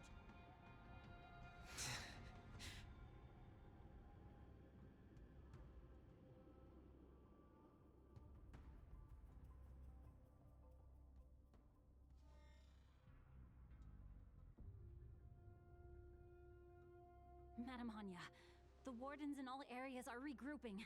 Those Ingenium enemies are wandering around and causing heavy casualties. And to make things worse, those iron wolves broke open the cages and let the criminals out. We've called for backup, but it seems like all communication is jammed. Let's preserve our strength and first take down the isolated prisoners.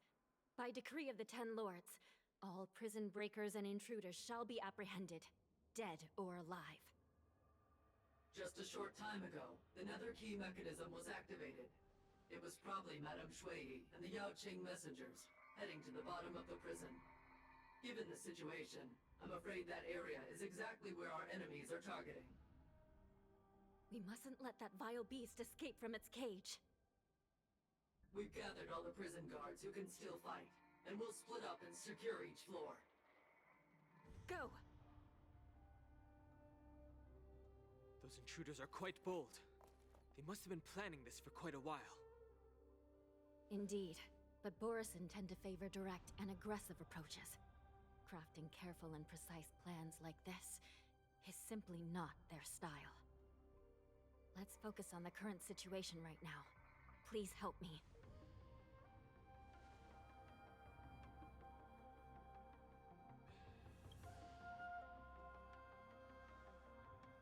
What's the fastest way to the bottom of this prison, Miss Hanya? Jumping. Get there quickly. We'll soon be outnumbered by all the enemies inside. We'll have to bend the rules. Please, follow me. By decree of the Ten Lords, all prison breakers and intruders shall be apprehended, dead or alive. Yes, ma'am. Oh, another 100 jades. You know what that means. Yeah, baby. Come on. Damn it. Oh, we got hooked. I'll take that. Let's go. Make a wish.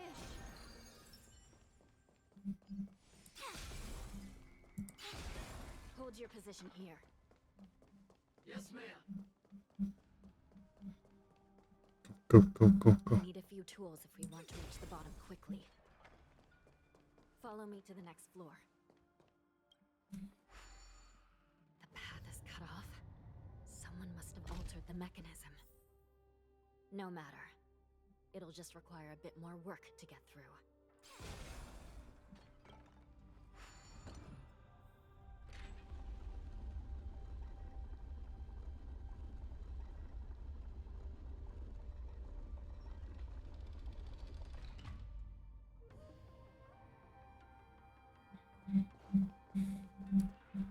What a convenient mechanism.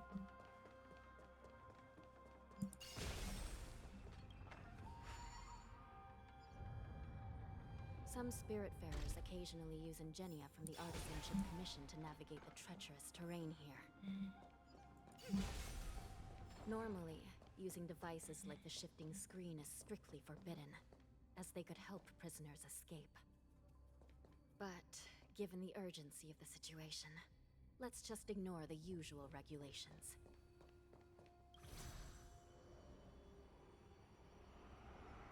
Yo, look how fast we're moving.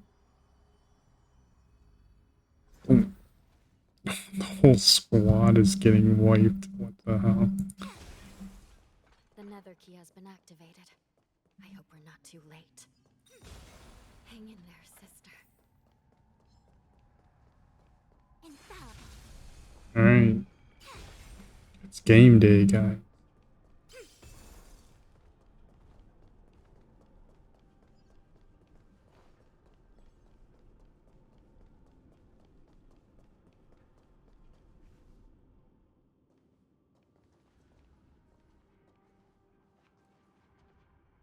Looks like there was a fierce battle here not long ago.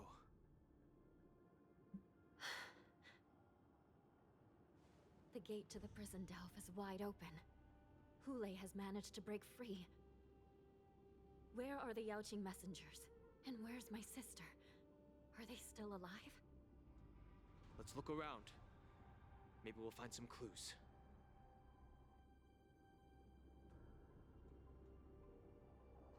Yikes.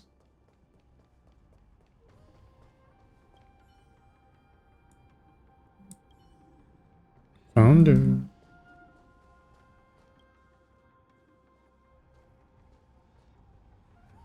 Shui Yi is here.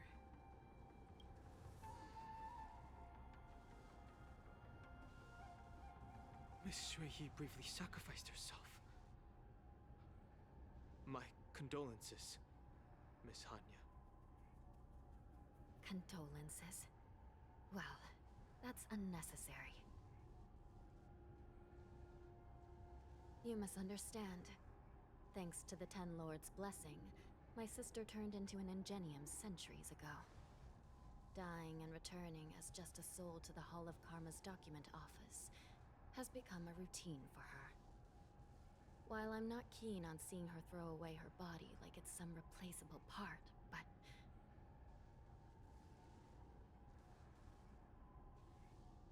By the way, have you seen bodies that might be the Yaoqing messengers? One of them is a Foxian wearing exquisite clothes, and the other wears a dark cloak, like a fugitive. Solemn Island. I haven't found any Foxian bodies. Only Borisin ones. So, the intruders and Hule are holding the Yaoqing messengers hostage. This is the worst situation. With hostages in their grasp, the prison guards can't do anything about the prisoners. If anything happens to the messengers, the relationship between the Yaoqing and the Luofu could be irreversibly damaged. We must rescue the messengers, get out of here, and spread the news. We mustn't give up as long as there's a glimmer of hope.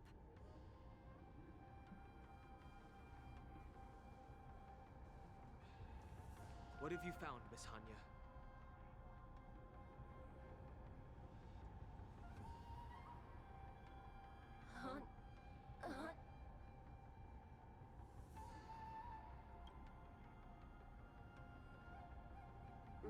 Reconstruct. It's my sister. Looks like her soul hasn't returned to the Hall of Karma yet. At such a critical moment, her death can give us information that we can turn into an advantage. It's convenient. Let me see. The damage isn't too bad. If I can fix it up, my sister will have a temporary body.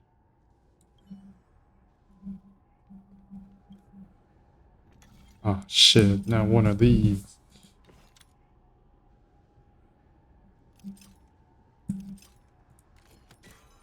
I'm too dumb for this shit, bro.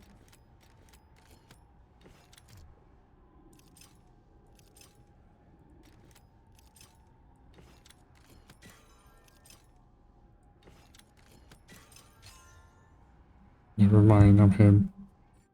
Hanya, I'm back. Welcome back, sister. I don't know what kind of expression I should have at a time like this. Happy? Tears of joy? Forget it. I'm used to you coming back in all sorts of forms. Now is not the time for jokes. This Psycrane can't hold all of me. Sister, what did you see when you were killed? One of the Yaoqing messengers escaped, and the other one was taken hostage and brought upwards? Besides the Borisin, there were other intruders. Invisible. Invisible intruders? What does that even mean? How many conspiracies are tangled up in this mess? Do me a favor, sister. The intruders have cut off all communication between inside and outside the prison. And now you're the only person, the only bird, who can slip out undetected. Make sure you deliver the news to the outside world. I understand. Please be careful, sister. You are different from me.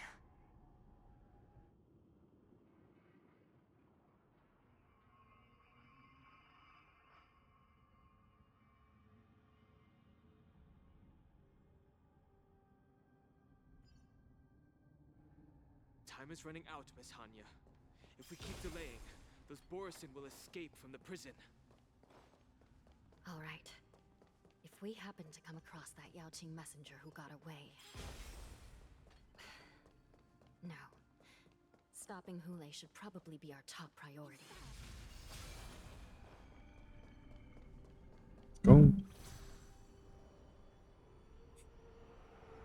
this episode is turning out to be quite a long one. I would have split it up into more parts if I knew it was going to be this long. No matter. I'm enjoying it.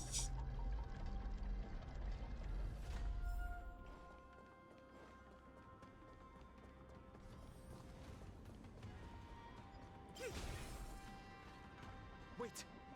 Something feels off. Something's approaching us. The invisible intruders?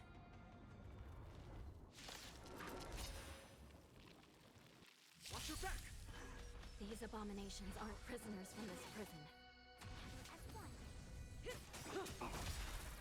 Time to say bye. I'm just gonna cut back to when we kill these guys. Prison management on the Lawfu is truly concerning. Who are you? Aren't you looking for me? Stand still. On the fight. Okay, bro. Alright, cool.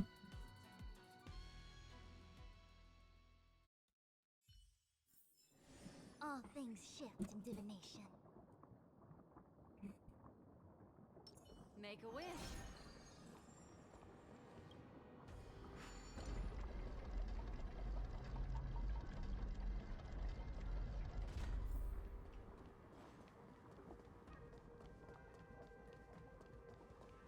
What up?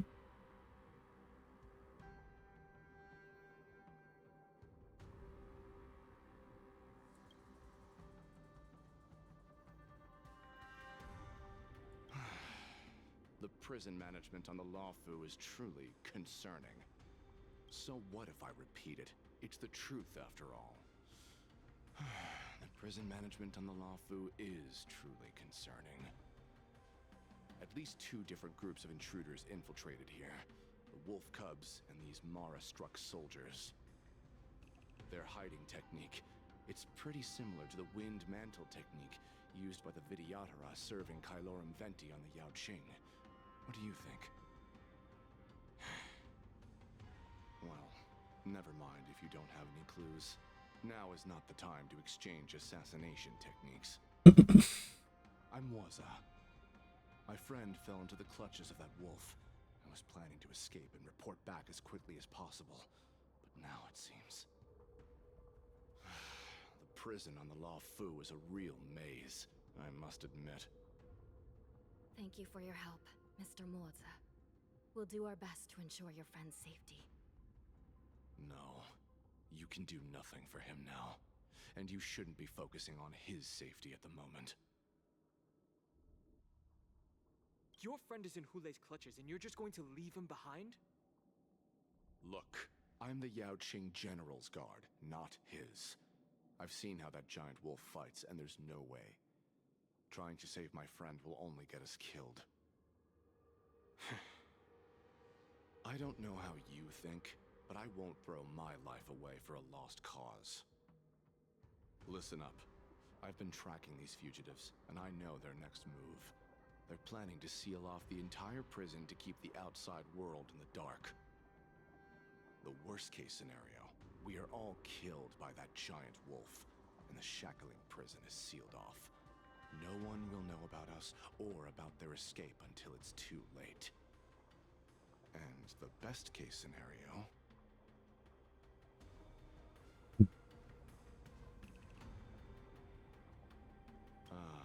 Looks like we've got some clever minds here after all.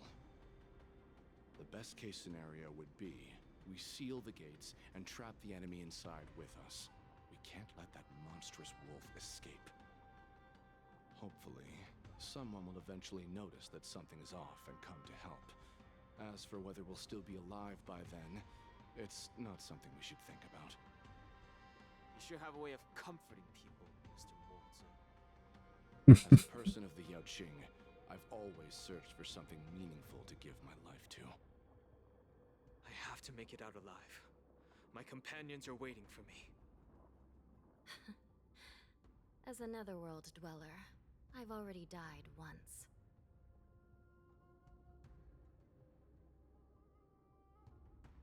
Yeah, We won't give up. Not until the very last moment. None of you are part of the Ten Lords' commission, so sacrificing yourselves isn't the right move. As a judge, it's my responsibility to guard this prison, and if someone should step up to stop Hule from escaping, it should be me, not you. Once we reach the gate, I hope you'll help me seal it. After that, I'll do everything I can to fight the Borisin. And you find a safe place to hide and wait for reinforcements. Now, let's proceed upward.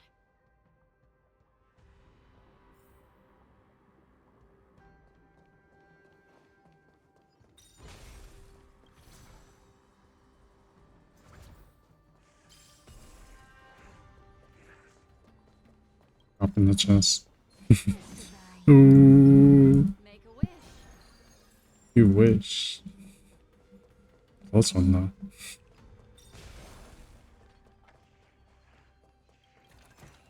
Oh yeah. Just as I thought. You gotta go. Oh damn, this teleport brings us hella far. Hell yeah. We must seal the entrance before the Borisin fugitives get out.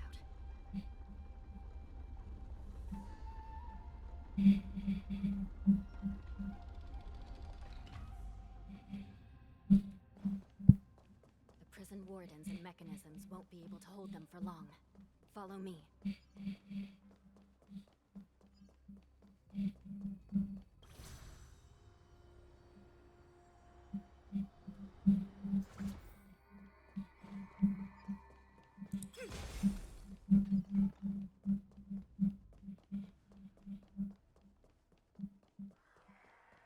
We're almost there. The gate is just ahead. No, we're hearing some conflict. Get out of the way. Great. There you go. The fugitives are charging at the gate. Please be careful, Your Honor. We should be saying that to you. Oh look, there they are. You guys are chill, right? Yeah, they're chill. I will hold them back. Don't let Hule escape. Oh, hell no. Another fight. Well, shit. I just realized I had the recording paused. That's really cool. Yeah, so yeah, I'll give you the brief Thanga summary. It's just basically this dude. He's saying we should kill him because they're basically useless now. They're about to leave. And he's like, nah, bro. Jiggly U's alive, and she's in the Lafu, so you should stay here to kill her. And that's basically the brief. I can't believe I forgot.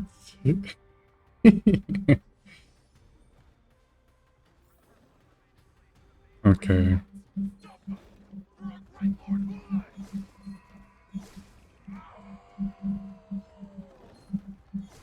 Yeah, these guys are chill.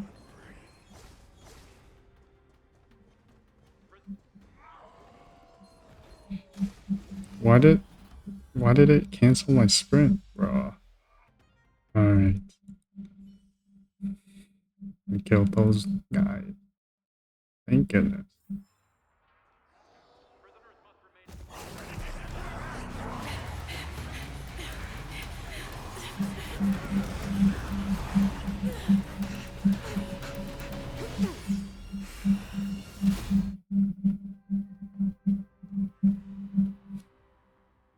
Nice one.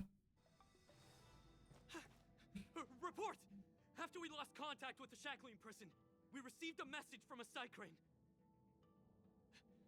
The prisoners have revolted, and the criminal Hule is nowhere to be found.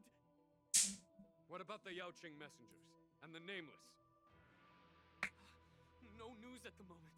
We're trying to restore contact with the shackling prison as soon as possible. I see. You're dismissed.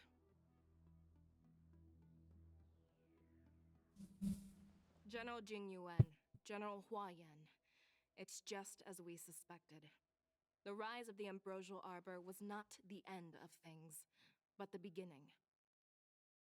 The hand of the Ruin Legion has already sown the seeds of destruction. From this moment on, the Xianzhou Alliance will face an even greater challenge, from both the abominations of abundance and the destruction itself. If this is what they want, I'm always up for a challenge.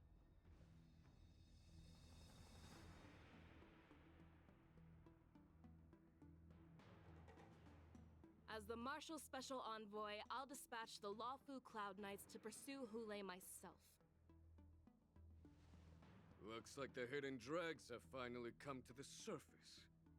And as I said before, it's time to wash them away. Once and for all.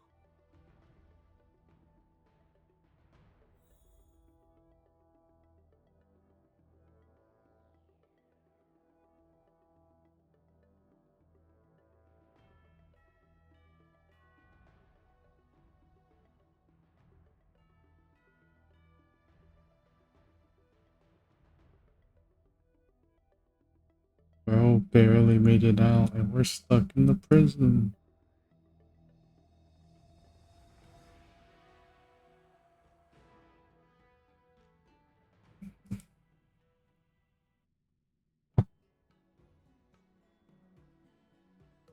This haven of memories. Every touch, every moment is like a thorned rose. Oh, we get cliffhanger. Deadass? Okay, I guess we get cliffhanger. Well, but before we end off this episode, we got one last thing to do, don't we? We're so back. Let's go. So back, baby. Damn. Oh shit. Hopefully you guys enjoyed. And I'll catch you in the next one. Bye bye.